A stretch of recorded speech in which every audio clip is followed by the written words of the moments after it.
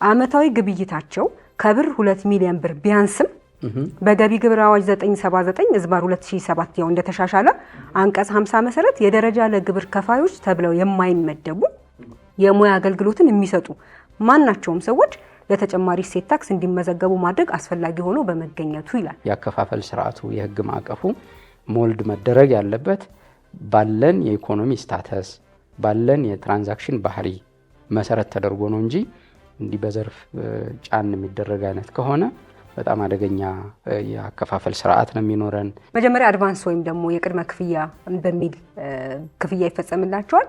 ነገር ግን ትርፍ ነው ወይንስ ደግሞ ይሄ ገቢ ነው የሚለውን ለማወቅ ምናልባት ፕሮጀክቱ ሲያልቅ ሊሆን ይችላል ሊረጋገጥ የሚችለው። የተጨማሪ እሴት ታክስ ለመመዝገብ እንደ መርህ አድርጎ የተነሳው ምንድነው ኳንቲቴቲቭ የምንለው ወይም ቁጥራዊ ስታንዳርድ ነው ያስቀመጠው።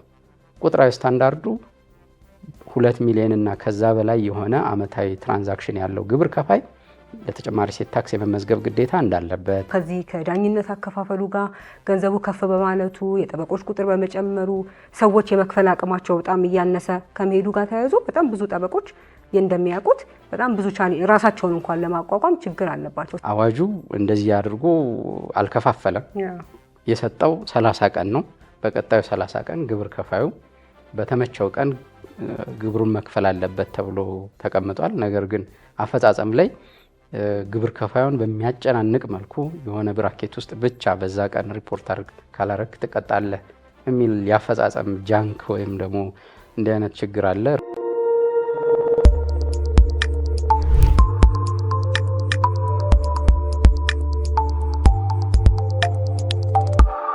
ሰላም ጤና ይስጥልን። የተወደዳችሁ የፍትህ ለሀገሬ ፕሮግራም ተከታታዮች፣ ፍትህ ለሀገሬ የተሰኘው ሳምንታዊ ፕሮግራማችን እነሆ ጀምሯል። አዘጋጅቼ የማቀርብላችሁ እኔ ሊያ ተረፈ ነኝ። ዛሬ ውይይት የምናደርግበት ርዕሰ ጉዳይ ስለ ተጨማሪ እሴት ታክስ ጉዳዮች ነው። በዚህ ጉዳይ ላይ ውይይት ለማድረግ እንደተለመደው አንድ የህግ ባለሙያ እንግዳ አድርጌ ጋብዤላችኋለሁ። እንግዳዬ አቶ ሀብታሙ ጥላሁን ይባላሉ። ጠበቃና የህግ አማካሪ ናቸው። በተለይ ደግሞ በታክስና በጉምሩክ ጉዳዮች ላይ ልዩ ባለሙያ ናቸው። በጣም አመሰግናለሁ እንግዳዬ ሆነው ስለመጡ። እኔም አመሰግናለሁ ሊያ። ዛሬ ውይይት የምናደርገው እንግዲህ ቅድም እንዳልኩት የተጨማሪ እሴት ታክስን የተመለከቱ ጉዳዮችን ነው። እንደሚታወቀው አዲስ አዋጅ የተሻሻለ አዋጅ ወጥቷል ባት ወይም ተጨማሪ እሴት ታክስን በሚመለከት። እሱን ተከትሎ ደግሞ ደንብና መመሪያም እንደዚሁ ወጥቷል። ያንን መሰረት በማድረግ በተግባር የሚያጋጥሙ ችግሮችን ባለሙያዎችም ሌሎች ነጋዴዎችም የሚያነሷቸውን ችግሮች ወይም ጥያቄዎች የሚመልስልን አይነት ውይይት ነው የምናደርገው ዛሬና ውይይቱን ለመጀመር ያህል ይሄ የተጨማሪ እሴት ታክስ አዋጁ አሁን ተሻሽሏልና የተሻሻለበት ዋና ዓላማው ምንድነው ከሚለው እንጀምር። እሺ አመሰግናለሁ። አዲሱ የተጨማሪ እሴት ታክስ እየተባለ ይወራል እንጂ በዓለም አቀፍ ደረጃ ኦልሞስት ወደ 77 ዓመት ገደማ ያስቆጠረ የታክስ አይነት ነው። በፈረንሳይ ሀገር በ1948 ዓመተ ምህረት በፈረንጆች አቆጣጠር ገደማ ጅማሬውን ያገኘ ነው። እኛ ሀገር ደግሞ ከ30 እንደዚህ ከ35 ከ36 ዓመት በኋላ በ1994 ዓመተ ምህረት በፈረንጆቹ 2002 ገደማ በስራ ላይ የዋለ ነው። እንግዲህ ታክሱ እርግጥ ነው ለኛ ገና ሩብ ምዕተ ዓመት ያላስቆጠረ ገና 23ኛ ዓመቱ ላይ ያለ የታክስ አይነት ነው። ሆኖም ግን አሁንም አዲሱ እየተባለ ሁልጊዜ በሰዎች ወይም በግብር ከፋዮች እና በታክስ ፈጻሚዎች ዘንድ ሁልጊዜ ያለመግባባቶች የሚነሱበት ድንጋጌዎች የተካተቱበት አፈጻጸም ላይ እንደዚሁ የተለያየ ችግር የሚገጥመው የታክስ አይነት ነው። እንግዲህ ቀደም ሲል በሀገራችን ለመጀመሪያ ጊዜ ተግባራዊ ሲደረግ የነበረው አዋጅ ቁጥር 285/1994 ዓመተ ምህረት ከጸደቀ ጀምሮ ላለፉት 22 ዓመት እስከ 2016 መጨረሻ ማለት ነው ተግባራዊ ሲደረግበት የነበረው አዋጅ የራሱ የሆኑ ክፍተቶች ነበሩበት።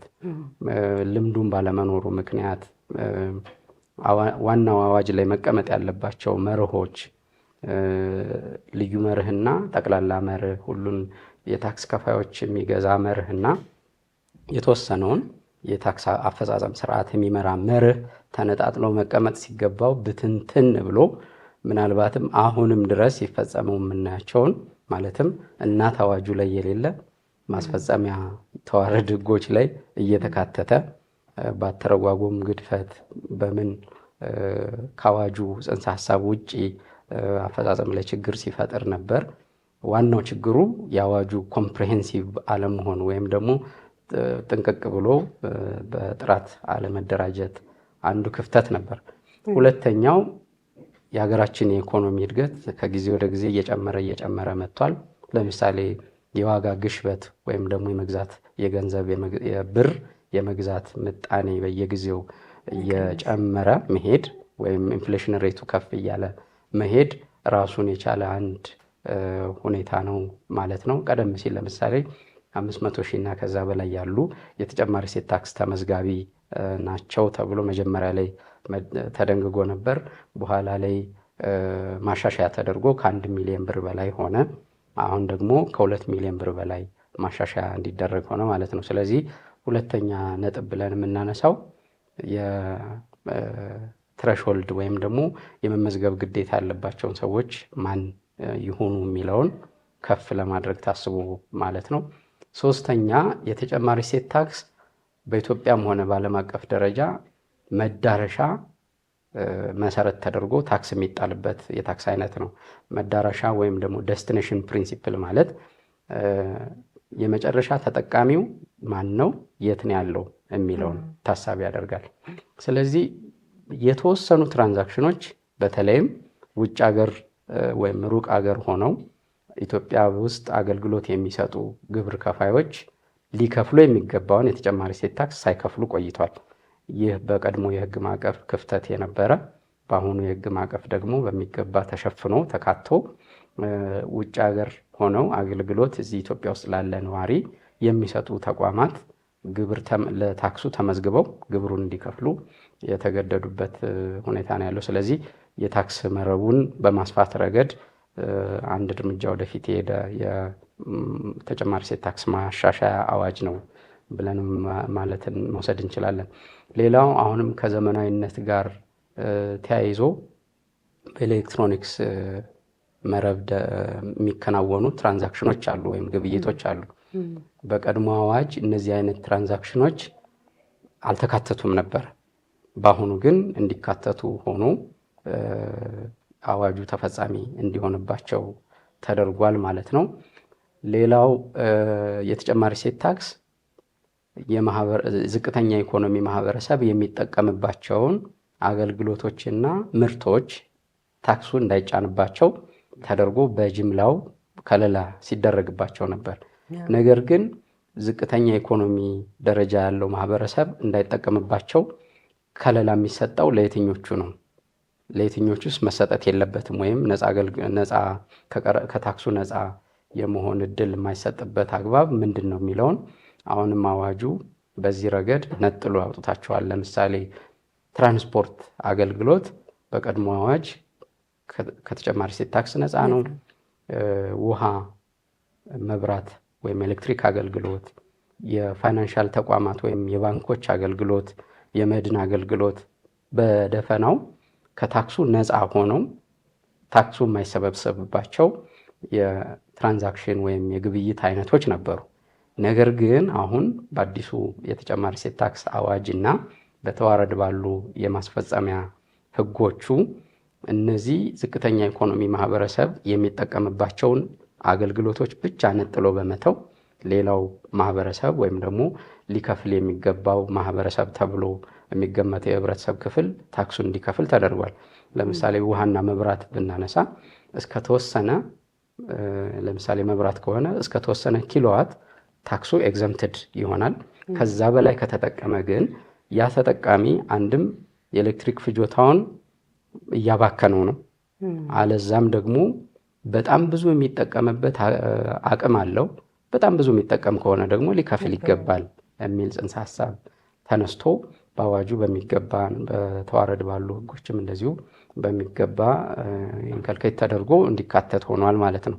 ስለዚህ በዋናነት የኢኮኖሚ እንቅስቃሴያችን ከጊዜ ወደ ጊዜ እያደገ በመምጣቱ የቀድሞ አዋጅ ብዙ ችግሮች ያሉት ጥርት ያለ የህግ ማዕቀፍ ሊካተት በሚገባበት መልኩ ባለመካተቱ እንዲሁ ደግሞ ዘመናዊነትን ተከትሎ በኤሌክትሮኒክስ እና ከሩቅ ሀገር ሆኖ አገልግሎት የሚሰጡ ተቋማትንና ግለሰቦችን ታክሱን ለማስከፈል በማሰብ የወጣ የተጨማሪ እሴት ታክስ አዋጅ ነው ማለት እንችላለን። ከዚህ ቀደም የነበረው ቅድም ሲገልጹ እንደነበረው የአዋጅ ቁጥር 285/94 ነው። ከዛ በኋላ አሁን ደግሞ 1341/17 ነው በ2017 ዓ.ም የወጣው ማለት ነው። ቅድም እንደገለጹት የዓላማው የገንዘብ የመግዛት አቅም ዝቅ ማለት ሊሆን ይችላል፣ የዋጋ ንረቱ ሊሆን ይችላል፣ ወይም ደግሞ ሰዎች ከዚህ ቀደም 1 ሚሊዮን የምንበለው 1.5 ብለን የተቀመጠ የነበረ መነሻ እሱን ገንዘብ አሁን ስናየው ዝቅ ያለ ስለሆነ ደግሞ ገንዘቡን ከፍ ማድረግ አስፈላጊ ሆኖ ስለተገኘና ቅድም የዘረዘሩት ሊሆን ይችላል። ግን ዋና ዓላማው ምንድን ነው? ለምሳሌ ተጨማሪ እሴት ታክስ ስንል ለተጨመረ እሴት የሚከፈል ታክስ እንደሆነ ነው አይደለም የምንረዳው። ስለዚህ አሁን ቅድም ሲገልጹ እንደነበረው ከዚህ ከመብራት ጋር ከውሃ ጋር ከእንደዚህ አይነት ከመሰረታዊ ፍጆታ ከምንላቸው ጋር ምንም ያህል ተጠቀምን ምንም የቫት ወይም ተጨማሪ እሴት ታክስ እንዲከፍል መደረጉ ምንድን ነው መሰረቱ ወይም ደግሞ ግራውንዱ ምንድን ነው?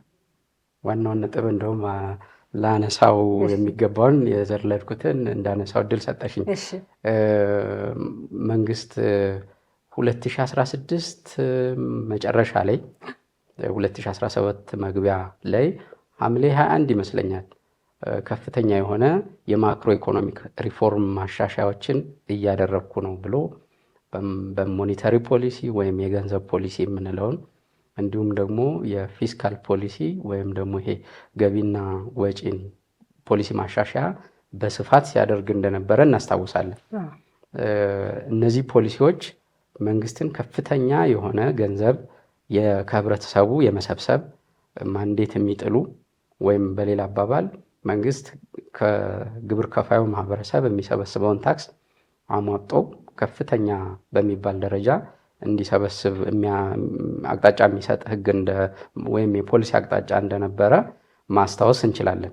ስለዚህ ይሄ ፖሊሲ ይህ የመንግስት ማክሮ ኢኮኖሚክ ሪፎርም የምንለው ወይም የአገር ኢኮኖሚ ማሻሻያ በስፋት ሲከናወን እንደነበረ የምናስታውሰው ነገር ነው። አሁንም እየተፈጸመ ያለ ነው። ስለዚህ የዚህ ኢኮኖሚ ፖሊሲ አንዱ መንግስትን በግልጽ እንዳስቀመጠው ኢኮኖሚ ሊያመነጨው የሚችለውን ገቢ አሟጦ መሰብሰብ ነው። ስለዚህ በዋናነት የመንግስት ዓላማ ገንዘብን ከዜጎች መሰብሰብ ወይም ግብርን የመሰብሰብ አቅሙን ማሳደጊያ ሚንስ አድርጎ ተጠቅሞበታል ማለት እንችላለን። በዛ አግባብ ነው ተግባራዊ እየሆነም ያለው። ምን አይነት አገልግሎቶች ወይም ደግሞ ምን አይነት አቅርቦቶች ናቸው ለዚህ ለተጨማሪ እሴት ታክስ ለመሰብሰብ ግዴታ የተጠላባቸው? ከዛም በተጨማሪ ደግሞ እነዚህ አገልግሎቶች ወይም እነዚህ አቅርቦቶች የተጨማሪ እሴት ታክስ መሰብሰብን በሚመለከት አይመለከታቸውም ወይም ደግሞ የሚከፈልባቸው አይደሉም ተብሎ ህጉ ላይ የተቀመጡት የትኞቹ ናቸው? ቅድም ያልናት አመታዊ አንድ ግብር ከፋይ አመታዊ የሽያጭ መጠን ወይም ተርኖቨር አኑዋል ተርኖቨር የምንለው በአዋጁ 2 ሚሊዮን እና ከዛ በላይ የሚለው እንደተጠበቀ ሆኖ በዋናነት ታክሱ የሚመለከታቸው ማንን ነው ካል አንደኛ በኢትዮጵያ ግዛት ውስጥ ለሸማቾች ያው የተጨማሪ እሴት ታክስ ሸማች ላይ የሚጣልና ከሸማች የሚሰበሰብ ስለሆነ ወይም ኮንሰምፕሽን ታክስ የሚባለው አይነት ታክስ ስለሆነ በኢትዮጵያ ግዛት ሸማቾች የሚገዟቸው አገልግሎቶችና ምርቶችን የሚያካትት ይሆናል ማለት ነው። ሁለተኛው ከውጭ ሀገር ወደ ኢትዮጵያ የሚመጡ እቃዎችን የሚመለከት ክፍል አለው። ይህም እንደዚሁ ኢምፖርትድ አይተም የምንለው ወይም ከውጭ ሀገር የገቡ እቃዎች ላይ የሚጫን ነው የሚሆነው። ሶስተኛ ሰዎቹ እዚህ ሳይመጡ ሩቅ ሀገር ሆነው አገልግሎቱን ብቻ በዘመናዊ ወይም በኢንተርኔት ወይም በኤሌክትሮኒክስ ዲቫይስ በመላክ ብቻ ቅድም እንዳልኩት ዴስቲኔሽን ፕሪንሲፕል ወይም ደግሞ መዳረሻን ማዕከል ያደረገ የታክስ አሰባሰብ ስርዓት ስለሚከተል የተጨማሪ እሴት ታክስ ኢትዮጵያ ውስጥ አገልግሎትን የሚጠቀም ነገር ግን አቅራቢው ውጭ ሀገር የሆነ ከሩቅ ሆኖ አገልግሎቱን በኢንተርኔት ወይም ደግሞ በድረገጽ አማካይነት መስጠት የሚችል አገልግሎትን ሁሉ ያካተቱ ትራንዛክሽኖች ተፈጻሚ ይሆንባቸዋል ማለት ነው። እንዲህ ስንል ግን ሁሉም ነገር ለታክሱ ሰብጀክቲቭ ናቸው ወይም ደግሞ ታክሱ ይመለከታቸዋል ማለታችን አይደለም። ቅድም እንዳልነው የተጨማሪ እሴት ታክስ በዋናነት ዓላማው ዝቅተኛውን የህብረተሰብ ክፍል እንዳይነካ፣ በአንጻሩ መክፈል ያለበትን የህብረተሰብ ክፍል ብቻ እንዲመለከት ነው የሚመለከተው። ስለዚህ ዝቅተኛው የህብረተሰብ ክፍል የሚጠቀምባቸውን ግዢዎችና አቅርቦቶችን ለምሳሌ ጥራጥሬ፣ እህል፣ መድኃኒት እነዚህ ነገሮች ኤክስክሉድ ያደርጋቸዋል ወይም አይመለከታቸውም ማለት ነው። በሌላ አቅጣጫ ደግሞ ስንመለከት የተጨማሪ እሴት ታክስ ቅድም እንዳልነው የሸማች ላይ የሚጣል የታክስ አይነት ነው። በአንጻሩ ኢንቨስትመንትም ማበረታቻም ነው ማለት ነው። ምክንያቱም ሸማቾች ከፍጆታቸው ቀንሰው ወደ ቁጠባና ወደ ኢንቨስትመንት እንዲሄዱ በማበረታታት ኢንቨስትመንትን ያበረታታል። በሌላ በኩልም እንደዚሁ የተጨማሪ እሴት ታክስ ኢንቨስትመንት ላይ የሚጫን አይሆንም። ስለዚህ ኢንቨስትመንትን ለማበረታታትም ስለሚፈለግ ለኢንቨስትመንት የሚገቡ እቃዎች ሊሆኑ ይችላሉ፣ የሚመረቱ እቃዎች ሊሆኑ ይችላሉ። ለሌላ የኢንቨስትመንት ግብአት የሚሆኑ መሆናቸው እስከተረጋገጠ ድረስ ከታክሱ ነፃ ይሆናሉ ማለት ነው። ለምሳሌ አንድ ሎደር ኦፕሬተር ሎደር ማስገባት የሚፈልግ ወይም ደግሞ ኢትዮጵያ ውስጥ ሎደር ማምረት የሚፈልግ ማኒፋክቸረር ወይም አምራች ከተጨማሪ እሴት ታክስ ነፃ የሚሆንበት እድል አለ። ለምን? ያ ሎደር ለግለሰብ የሚውል ሳይሆን ሌላ እሴት የሚጨምር ኢንቨስትመንት ላይ ወይም መዋለ ንዋይ የሚያፈስ ባለሀብት ላይ ገብቶ አገልግሎት የሚሰጥ ስለሆነ ማለት ነው። ስለዚህ ኢንቨስትመንትን ማበረታታት አንዱ ታርጌት ስለሆነ የፊስካል ፖሊሲ የምንለው፣ ኢንቨስትመንት ደግሞ አንዱ እነዚህ ትላልቅ ማሽነሪዎችን ሊሆን ይችላል፣ ፈርዘር ፕሮሰስ የሚያደርጉ ወይም የምርት ሂደት ላይ ግብአት የሚሆኑ ማሽነሪዎችን ከታክሱ ነፃ እናደርጋለን። ስለዚህ የኢንቨስትመንት እቃዎች ከታክሱ ነፃ የሚሆኑበት እድል አለ ማለት ነው። ስለዚህ በቀጥታ የመጨረሻ ሸማች የሚጠቀማቸው እቃዎች ላይ እንደገና ደግሞ እነዚህ እቃዎች ዝቅተኛ የኢኮኖሚ ማህበረሰብ የሚጠቀምባቸው ከሆኑ ከታክሱ ነፃ የሚሆኑበት የህግ ማዕቀፍ በአዋጁ እና አዋጁን ተከትሎ በወጡ የማስፈጸሚያ ተዋረድ ህጎች በግልጽ ተመላክቶ ይገኛል። ለምሳሌ ጤፍ፣ ጥራጥሬ እህሎች፣ መድኃኒት ቅድም እንደገለጽኩት ማለት ነው። ስለዚህ በዚህ ልክ ነው ተፈጻሚ የሚሆነው። እሺ፣ ቅድም ሲገልጹልን እንደነበረው የአመታዊ የሽያጭ መጠን ወይም ደግሞ የግብይት መጠኑ ከ2 ሚሊዮን እና ከ2 ሚሊዮን በላይ የሆነ ከሆነ ነው እንደ ነጋዴ ወይም እንደ አገልግሎት አቅራቢ በቫት ወይም ደግሞ በተጨማሪ እሴት ታክስ እንዲመዘገብ ግዴታ የሚጣልበት። በኋላ ላይ እንመጣበታለን ዝርዝሩን።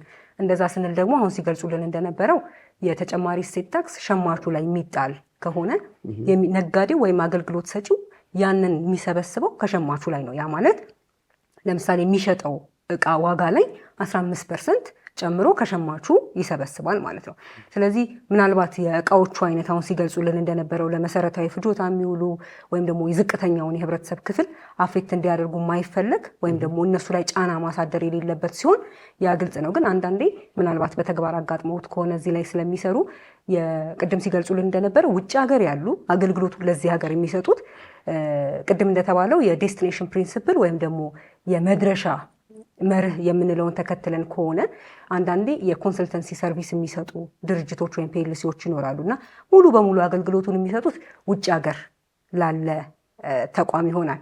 ስለዚህ አሁን እየተባለ እንዳለው ተጨማሪ እሴት ታክስ ጫናው ወይም ደግሞ የሚከፈለው ከሸማቹ ነው ካልንና ሸማቹ እዚህ መሆኑ የግድ ከሆነ ውጭ ሀገር ካሉት እዚህ የሚመጣውም ተመሳሳይ ስለሆነ ማለት ነው ከሆነ በምን አግባብ ነው እዚህ ሀገር ኮንሰልተንሲ ሰርቪስ የሚሰጡ ነገር ግን ምንም አይነት እዚህ ሀገር ካለ ሰው ጋር ግንኙነት የሌላቸው ተቋማት ውጭ ሀገር ላሉ ተቋማት ለሚሰጡት ሰርቪስ ተጨማሪ እሴት ታክስን ተመልክቶ ግዴታ የሚጣልባቸው በምን አግባብ ነው?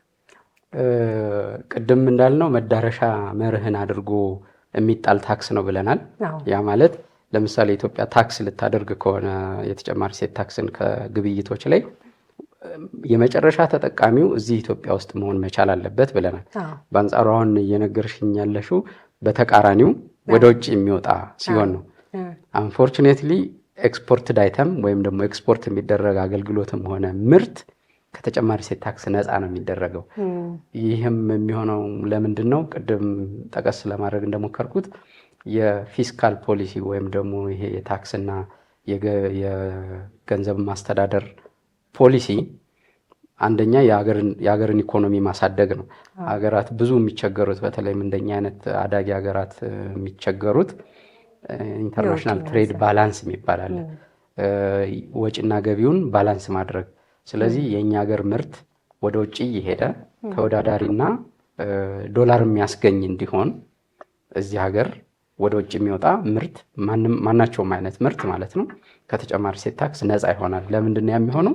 አንደኛ ትሬድ ጋፕ የሚባለውን በጣም ብዙ ኢምፖርት አድርገን ወይም ወደ ሀገር አስገብተን በጣም ጥቂት በቮሊዩም ሊበልጥ ይችላል አክቹዋሊ፣ ግን ቫሊዩ ወይም ደግሞ በገንዘብ ሲገመት ሲቀየር ዝቅተኛ የሆነ ቫሊዩ ስላለው ኤክስፖርታችን ያንን አትሊስት አቀራርቦ የዶላር እና የገንዘብን የብርን መጠን ሚዛናዊ በማድረግ ረገድ የራሱ ሚና ስላለው ዓለም አቀፍ ትሬድ ባላንስ ለማስተካከል ሲባል የውጭ ንግድን ወይም ደግሞ ወደ ውጭ ኤክስፖርት የሚደረግ ምርት ላይ የተጨማሪ እሴት ታክስ አይሰበሰብም፣ አገልግሎትም ላይ በተመሳሳይ መልኩ አይሰበሰብም ማለት ነው።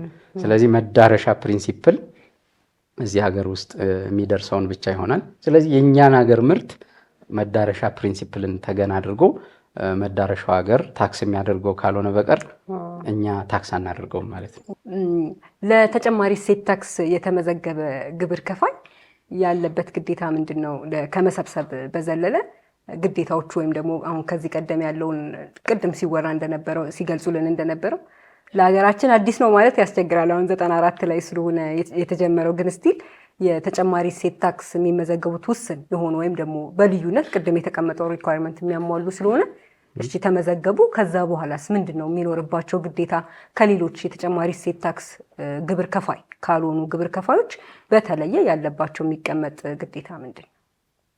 በጣም ጥሩ ጥያቄ ነው ያነሳሽው። በጣም ብዙ አዳዲስ የተጨማሪ እሴት ታክስ ተመዝጋቢዎች አዲሱ ማሻሻያን ተከትሎ ደንቡን እንደዚሁ መመሪያውን አሁን በቅርብ 1104 ተብሎ የጸደቀውን መመሪያውን ተከትሎ በጣም ብዙ በተለይም ደግሞ የሙያ አገልግሎት የሚሰጡ ግብር ከፋዮች የተጨማሪ እሴት ታክስ ተመዝጋቢ የሆኑ ነው እና የተጨማሪ እሴት ታክስ የተመዘገበ ሰው ከተመዘገበበት ቀን ጀምሮ እያንዳንዱን ግብይቱን በታክስ ሰብሳቢው መስሪያ ቤት በተፈቀደ ደረሰኝ የመሰብሰብ ግዴታ አለበት። አድራሻውን የማሳወቅ ግዴታ አለበት። በአድራሻው እና አገልግሎት በሚሰጥበትና በቅርንጫፉ የተጨማሪ እሴት ታክስ ተመዝጋቢ መሆኑን ያለደረሰኝ አገልግሎት መስጠት የሌለበት መሆኑን በግልጽ በሚታይ በጽሁፍ አድርጎ ማሳወቅ ለተገልጋዮቹ ወይም ለደንበኞቹ ማሳየት ይኖርበታል። ኢቭን አዲሱ ማሻሻያ አዋጅ በማህበራዊ ድረገጹም ጭምር ይህንኑ ግዴታ እንዲወጣ ያስገድዳል። ስለዚህ ለታክሱ የተመዘገበ ሰው ትራንዛክሽኑን ወይም ግብይቱን በደረሰኝ ማድረግ ግዴታ ነው። የገዛውንም ግብአት የተጨማሪ እሴት ታክስ የተከፈለበት ከሆነ ክሬዲት ዴቢት መዝገብ ይዞ ማለትም የሰበሰበውን ታክስ እንዲሁም ደግሞ የከፈለውን ታክስ አቀናንሶ በየወሩ መጨረሻ የመክፈል ግዴታ ስላለበት ይህም ግዴታ አለበት። ክፍያ ጊዜም በተመለከተ ቀደም ሲል የነበረው አሰራር የወር ትራንዛክሽናቸው ዓመታዊ ትራንዛክሽናቸው ከ70 ሚሊዮን በታች የሆኑ ግብር ከፋዮች በየ3 ወሩ ሄደው ሪፖርት እንዲያደርጉ የሚፈቅድ አሰራር ስርዓት ነበረ። ነገር ግን አሁን ኢታክስ ሲስተም በመተግበሩ ምክንያት ግብር ከፋዮች ቤታቸው ቁጭ ብለው ግብሩን ሪፖርት ማድረግ የሚችሉበት እድል ስላለ በየወሩ መጨረሻ ለምሳሌ የጥቅምትን ግብይት እስከ ህዳር 30 ከህዳር 1 እስከ ህዳር 30 ሪፖርት ማድረግ ይኖርበታል ማለት ነው። ካላደረገ ምን ይመጣል? ፔናልቲ ይኖረዋል። ክፍያ ሲኖረውና ሳይኖረው የራሱ ልዩነት እንዳለው ሁሉ በመመሪያ ቁጥር 189 2017 የወጣ የገቢዎች ሚኒስቴር መመሪያ ማዕቀፍ አለ፣ ቅጣት አወሳሰን። በዛ አግባብ ይስተናገዳል። አንዳንድ ጊዜ አፈጻጸም ላይ ችግሮች ያሉት ምንድን ነው? ለምሳሌ 1 ወር ተሰጥቷል በህጉ።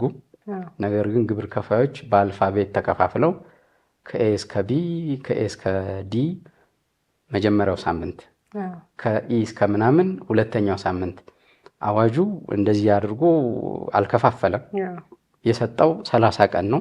በቀጣዩ 30 ቀን ግብር ከፋዩ በተመቸው ቀን ግብሩን መክፈል አለበት ተብሎ ተቀምጧል። ነገር ግን አፈጻጸም ላይ ግብር ከፋዩን በሚያጨናንቅ መልኩ የሆነ ብራኬት ውስጥ ብቻ በዛ ቀን ሪፖርት ካላረክ ትቀጣለህ የሚል ያፈጻጸም ጃንክ ወይም ደግሞ እንዲህ አይነት ችግር አለ። እርግጥ ኤሌክትሮኒክስ ታክስ ሲስተም ሲጀምር ይህ አይነት ችግር ይቀረፋል ብለን እናስባለን። ስለዚህ ማሳወቂያና መክፈያ ጊዜው ግብይቱ በተከናወነ ቀጣዩ ወር ወይም 30 ቀን መፈጸም ይኖርበታል ማለት ነው። ዋና ዋናዎቹ እነዚህ ናቸው። ስለዚህ ዶክመንት በአግባቡ መያዝ ይኖርበታል። ይሄ ቡክኪፒንግ የምንለው ወይም የሂሳብ መዝገብ የምንለው በአግባቡና በጥራት መያዝ ይኖርበታል ማለት ነው። እነዚህ ዋናና ለየት የሚያደርጋቸው ናቸው። በተለይ ደግሞ አሁን በተሻሻለው የተጨማሪ እሴት ታክስ አዋጅን ተከትሎ ከዛ ደንብና መመሪያዎቹንም እንደዚህ ተከትሎ አዳዲስ ከዚህ ቀደም ተጨማሪ እሴት ታክስ ግብር የማይከፍሉ የነበሩ ወይም ቲኦቲ ላይ የነበሩ ሰዎች ወይም ግብር ከፋዮች ወደ ቫት መጥተዋል። በኋላ ዝርዝሩን እንመጣለን። አስፈላጊ ነው ወይ እነማን ናቸው ለምንድን ነው የሚለውን ማለት ነው። ግን እንደዛ በሚሆንበት ጊዜ ያው እንደሚታወቀው አዲስ አሰራር ስለሆነ ሰዎች ስራቸውን ይሰራሉ። አደሴም ታይም ደግሞ ግብር መክፈል ደግሞ በጣም ትልቅ ራስ መታት ይሆንባቸዋል ብዬ አስባለሁ፣ ሁላችንም የሚመለከት ስለሆነ ማለት ነው። ስለዚህ ከዚህ ጋር ተያይዞ ለምሳሌ የሂሳብ መዝገብ መያዝ፣ እነዚህ ማንኛውም ሰው ተጨማሪ እሴት ታክስ ወይም ደግሞ መክፈል እንዳለበት ደረሰኝ ካልተሰጠው ክፍያ መክፈል እንደሌለበት ሊለጠፍ የሚችልበት ቅድም እንዳሉ ሶሻል ሚዲያ ወይም ማህበራዊ ድረገጾች ላይ ማሳወቅ የሚመለከቱ ነገሮች አሉ። ከዛ እሱን ተከትሎ ደግሞ ያንን መሰረት አድርጎ ማይፈጽም ግብር ከፋይ ከሆነ ደግሞ አስተዳደራዊ ቅጣቶች አሉና በእኔ እይታ ለግብር ከፋዩ በጣም ትልቅ ጫና የሚያሳድር ወይም ደግሞ ስራው ላይ ፎከስ ከማድረግ ይልቅ ከዚህ ከገቢዎች ጋር የተያያዘ በጣም ብዙ ውጣ ውረድ እንዳሉ ገቢዎች መስሪያ ቤት በመሄድ የምንመለከተው ነገር ነው። አብዛኛዎቹ ሰዎችም የገቢዎች ጋር በተያያዘ ያለውን ነገር ከግልጽነት ጋር በመነሳት በጣም ብዙ ኮንፊውዥኖች፣ ግራ መጋባቶች እንመለከታለን። ስለዚህ ግልጽ አድርገንላቸው እንድናልፍ የሂሳብ መዝገብ መያዝ ማለት ምን ማለት ነው? አሁን እንደ ትልቅ ግዴታ ወይም ደግሞ እንደ ትልቅ ጫና ሊታይ የሚችል ስለሚመስል ሂሳብ መዝገብ መያዝ ማለት ምን ማለት ነው? ወይም ደግሞ እነዚህ ነገሮች ማሳወቅ አለባቸው ሲባል ማሳወቅ ማለት ምን ማለት ነው? ለምሳሌ ቅድም እንዳሉት የጥቅምት ወርን እስከ ህዳር መጨረሻ ድረስ ማሳወቅ አለባቸው ካልን ማሳወቅ የምንለው ምንድን ነው የሚለውንና እነዚህ በተግባር እንደ ግዴታ የተጣሉ ነገሮች ፕራክቲካሊ ምን ማለት ነው የሚለውን ደግሞ እንነጋገርበት። እሺ፣ በጣም ጥሩ ጥያቄ ነው ያነሳሽው። አንድ ግብር ከፋይ በተለይ በእኛ ሀገር የግብር ስታንዳርድ ወይም መርህ ብለን በምናስቀምጠው ሰልፍ አሰስመንት ወይም ደግሞ በራስ ተነሳሽነት ታክስን ማሳወቅ የሚል ትልቅ መርህ አለ። ያ መርህ ምንድን ነው? አንድ ነጋዴ የሸጠውን በአግባቡ ሪከርድ አድርጎ ወይም መዝግቦ ይይዛል፣ በደረሰኝ ማለት ነው። እንደዚሁ ደግሞ የገዛውን ግብአት ሊሆን ይችላል፣ ተጓዳኝ አገልግሎቶችን ከስራው ጋር የተያያዘ ማለት ነው። በቀጥታ ገቢውን ለማመንጨት የተጠቀመባቸውን ወጪዎች በአግባቡ መዝግቦ ይይዛል ማለት ነው። ስለዚህ ዘንድ ኦፍ ዘ ይር ገቢውንና ወጪውን አቀናንሶ ትርፍ ካለ ግብር ከሌለ ደግሞ ሎስ ኬሪ ፎርዋርድ የምንለውን ወይም ኪሳራን ማሸጋገር የሚጠቀምበት እድል ይኖራል ማለት ነው። ስለዚህ መርሆ ምንድን ነው? ግልጽ የሆነ የገንዘብ እንቅስቃሴውን ተከትሎ እያንዳንዷ ገቢ ስትሰበሰብ በደረሰኝ የተሰበሰበች መሆን መቻል ይኖርባታል። በደረሰኝ ስንል ዝም ብሎ መንደር ላይ የምናገኘው ፋክቱር ወይም ደግሞ ማተሚያ ቤቶች ያለ ገቢዎች ፍቃድ የሚያተመውን ደረሰኝ ሳይሆን በገቢዎች ወይም ደግሞ ገቢውን የመሰብሰብ ስልጣን ለተሰጠው ንዑስ ቅርንጫፍ ሊሆን ይችላል፣ በዛ አካል የተፈቀደ ደረሰኝ ይኖራል ማለት ነው። አለዛ ደግሞ የተጨማሪ እሴት ታክስ የሽያጭ መመዝገቢያ መሳሪያ ተጠቅሞ ሊሆን ይችላል። ይህም እንደዚሁ በገቢዎች በኩል ተፈቅዶ የሚሰጥ የሽያጭ መመዝገቢያ መሳሪያ ነው። ስለዚህ ወይ በማኑዋል ደረሰኝ እጅ በእጅ ደረሰኝ የምንለው፣ አለዛ ደግሞ በካሽ ሬጂስተር ማሽን ገንዘቡ ሲሰበሰብ ከገንዘቡ እኩል የሆነ የደረሰኝ መቁረጥ ግዴታ ይኖርበታል ማለት ነው። በአንጻሩ ደግሞ ስራውን ለማከናወን የቢዝነስ ስራውን ለማስቀጠል ወይም የንግድ ስራውን ዋስትና ለመስጠት የሚያስፈልጉ ወጪዎች ካሉት እነዛን ወጪዎች በተመሳሳይ የሂሳብ መዝገብ መያዝ ከሚችሉ እና ደረሰኝ መስጠት ከሚችሉ ህጋዊ ነጋዴዎች ህጋዊ ደረሰኝ የመያዝ ግዴታ ይኖርበታል ማለት ነው። ከዛ በተጨማሪ ምናልባት አንዳንድ ጊዜ ደረሰኝ የሌላቸው አቅራቢዎች ሊኖሩ ይችላሉ። ለምሳሌ አንድ ቡና የሚሰብስቦ ከገበሬዎች የሚሸጥ ድርጅት ቢኖር ከገበሬዎች ነው ቡና ሊገዛ የሚችለው። አርሶ አደሮች ደግሞ ደረሰኝ ላይኖራቸው ይችላል። ነገር ግን በመመሪያ ቁጥር 176 2014 የወጣ የሂሳብ መዝገብ አያያዝ መመሪያ አለ። በዛ መመሪያ መሰረት ያ ነጋዴ ከገበሬ ስለመግዛቱ የአርሶ አደሩ የይዞታ ማረጋገጫ የሚሆን ካርታ እንዲቀበል፣ መታወቂያ የታደሰ መታወቂያ እንዲይዝ እንዲቀበል ይገደዳል። ይሄ ብዙ ጊዜ በተግባር እያጋጠመ ያለ ፈተና ነው። ምክንያቱ ምንድነው? ሰዎች ፕራይቬሲያቸውን ወይም ደግሞ ግላዊ የሆነ መረጃቸውን እንድትሰጫቸው ወይም እንድትወስጅባቸው አይፈልጉም። ስለዚህ በጣም ፈተና ነው እንዲህ አይነት ግብይቶችን ማከናወን። ሴንሲቲቭ ናቸው ለታክስ ኦዲተሮችም ሪጀክት ለማድረግ ወይም አክሰፕት ለማድረግ በእነሱ ዲስክሬሽነሪ ፓወር ላይ የተመሰረተ ይሆናል ማለት ነው። ስለዚህ በዋናነት ነጋዴዎች አዝማች አስፖስብል ግብይታቸውን በደረሰኝ ማከናወን አለባቸው፣ ግዣቸውንም በደረሰኝ ማከናወን አለባቸው ማለት ነው። አለዛ አሳማኝ የሆነ ሰፖርቲቭ ኤቪደንስ ወይም ሰርከምስቴንሻል ኤቪደንስ እንደምንለው በፍርድ ቤት ቋንቋ በዛ አግባብ ማደራጀትና መያዝ ይኖርባቸዋል ማለት ነው። አለዛ ወጪው ውድቅ ከሆነ በቀጥታ ትርፍ ላይ ተጨምሮ ደግሞም ሪፖርት ስለማይደረግ ከወለድና ከቅጣት ጋር ተደምሮ ሊመጣ ስለሚችል በጥንቃቄ መያዝ ያለበት ወጪና ገቢን የሚያመላክቱ ዶክመንቶችን በአግባቡ መያዝ፣ በተለይም ሪሲቶች ላይ ብቻ አይደለም። ግን አንዳንድ ጊዜ ፎከስ እንደው ዋናው እሱ ነው ብለን ነው እንጂ ለምሳሌ አንድ ድርጅት የገቢ ምንጭ ሽያጩ ብቻ ላይሆን ይችላል። ብድር አግኝቶ ሊሆን ይችላል። ያ ብድር መመዝገብ አለበት። ከፋይናንሻል ተቋም ከሆነ ችግር የለውም የባንኩ ውል ስለሚኖር። ነገር ግን ከግለሰብ ከሆነ ከ500 ብር በላይ የፍትሐብሔር ሕጉን መነሻ አድርጎ ይመስለኛል ከ500 ብር በላይ አንድ ግብር ከፋይ ሲበደር የብድር ውል በሰነዶች ማረጋገጫ መጽደቅ እንዳለበት ያመለክታል። ስለዚህ በዚህ አግባብ ከገቢና ወጪ ከሚያመላክቱ ደረሰኞች በተጨማሪ ሌሎች የገቢ ምንጮችንም እንደዚሁም መያዝ ይኖርበታል። አንዳንድ ጊዜ በክሬዲት ሽያጭ ሊያከናውን ይችላል አንድ ድርጅት። ካሽ ሴልስ ኢንቮይስ አይቆርጥም ማለት ነው። ክሬዲት ሴልስ ኢንቮይስ ወይም ደግሞ የዱቤ ሽያጭ ደረሰኝ ኢሹ ሊያደርግለት ይችላል። ስለዚህ ኦን ዳት ታይም በዛች ቅጽበት ገንዘብ ላይ ሰበስብ ይችላል። ስለዚህ ክሬዲት ሴልስ ኢንቮይስ ወይም ደግሞ የዱቤ ሽያጭ ደረሰኝ ቆርጠዋል፣ ነገር ግን ገንዘቡን አልሰበሰበም። አካውንቱ ላይ ሪሲቨብል ብሎ ወይም ደግሞ ተሰብሳቢ ብሎ ሊያሳይ ይችላል። ላተሮን በኋላ ገንዘቡን ሲሰበስብ በምንድን ነው የሚሰበስበው ስንል ከሽያጭ ደረሰኝ በተጨማሪ ገንዘብ መሰብሰቢያ ደረሰኝ ይኖረዋል ማለት ነው። በዚህ ቀን የተከናወነውን ሽያጭ በዚህ ገንዘብ መሰብሰቢያ ደረሰኝ ተሰብስቧል ብሎ ለዛ ሰው ደረሰኙን ኢሹ ያደርጋል ማለት ነው። ኦዲተር ይሁን አገር ውስጥ ገቢ ይሄ ገንዘብ ከየት መጣ ሲል እዛች ላይ የተጻፈችውን ሪማርክ ወይም ማስታወሻ ታሳቢ አድርጎ በቀጥታ ወደዛ ትራንዛክሽን ይሄዳል ማለት ነው።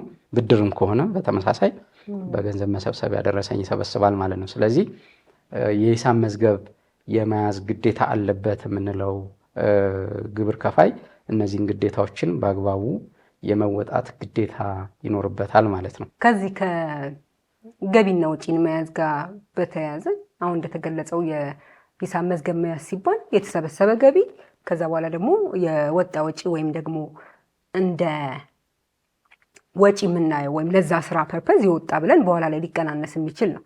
በተግባር አንዳንድ የሚያጋጥሙ ችግሮች አሉ። እሱ ላይ እንድናወራ የመጀመሪያው ነገር ምንድነው? የተሰበሰበ ገቢ በሙሉ ንጹህ ገቢ ነው ማለት ላይሆን ይችላል። ያ ማለት ለምሳሌ አሁን ኮንስትራክሽን ላይ ያሉ ሰዎችን ብዙ ጊዜ አስተውለው ከሆነ መጀመሪያ አድቫንስ ወይም ደግሞ የቅድመ ክፍያ በሚል ክፍያ ይፈጸምላቸዋል።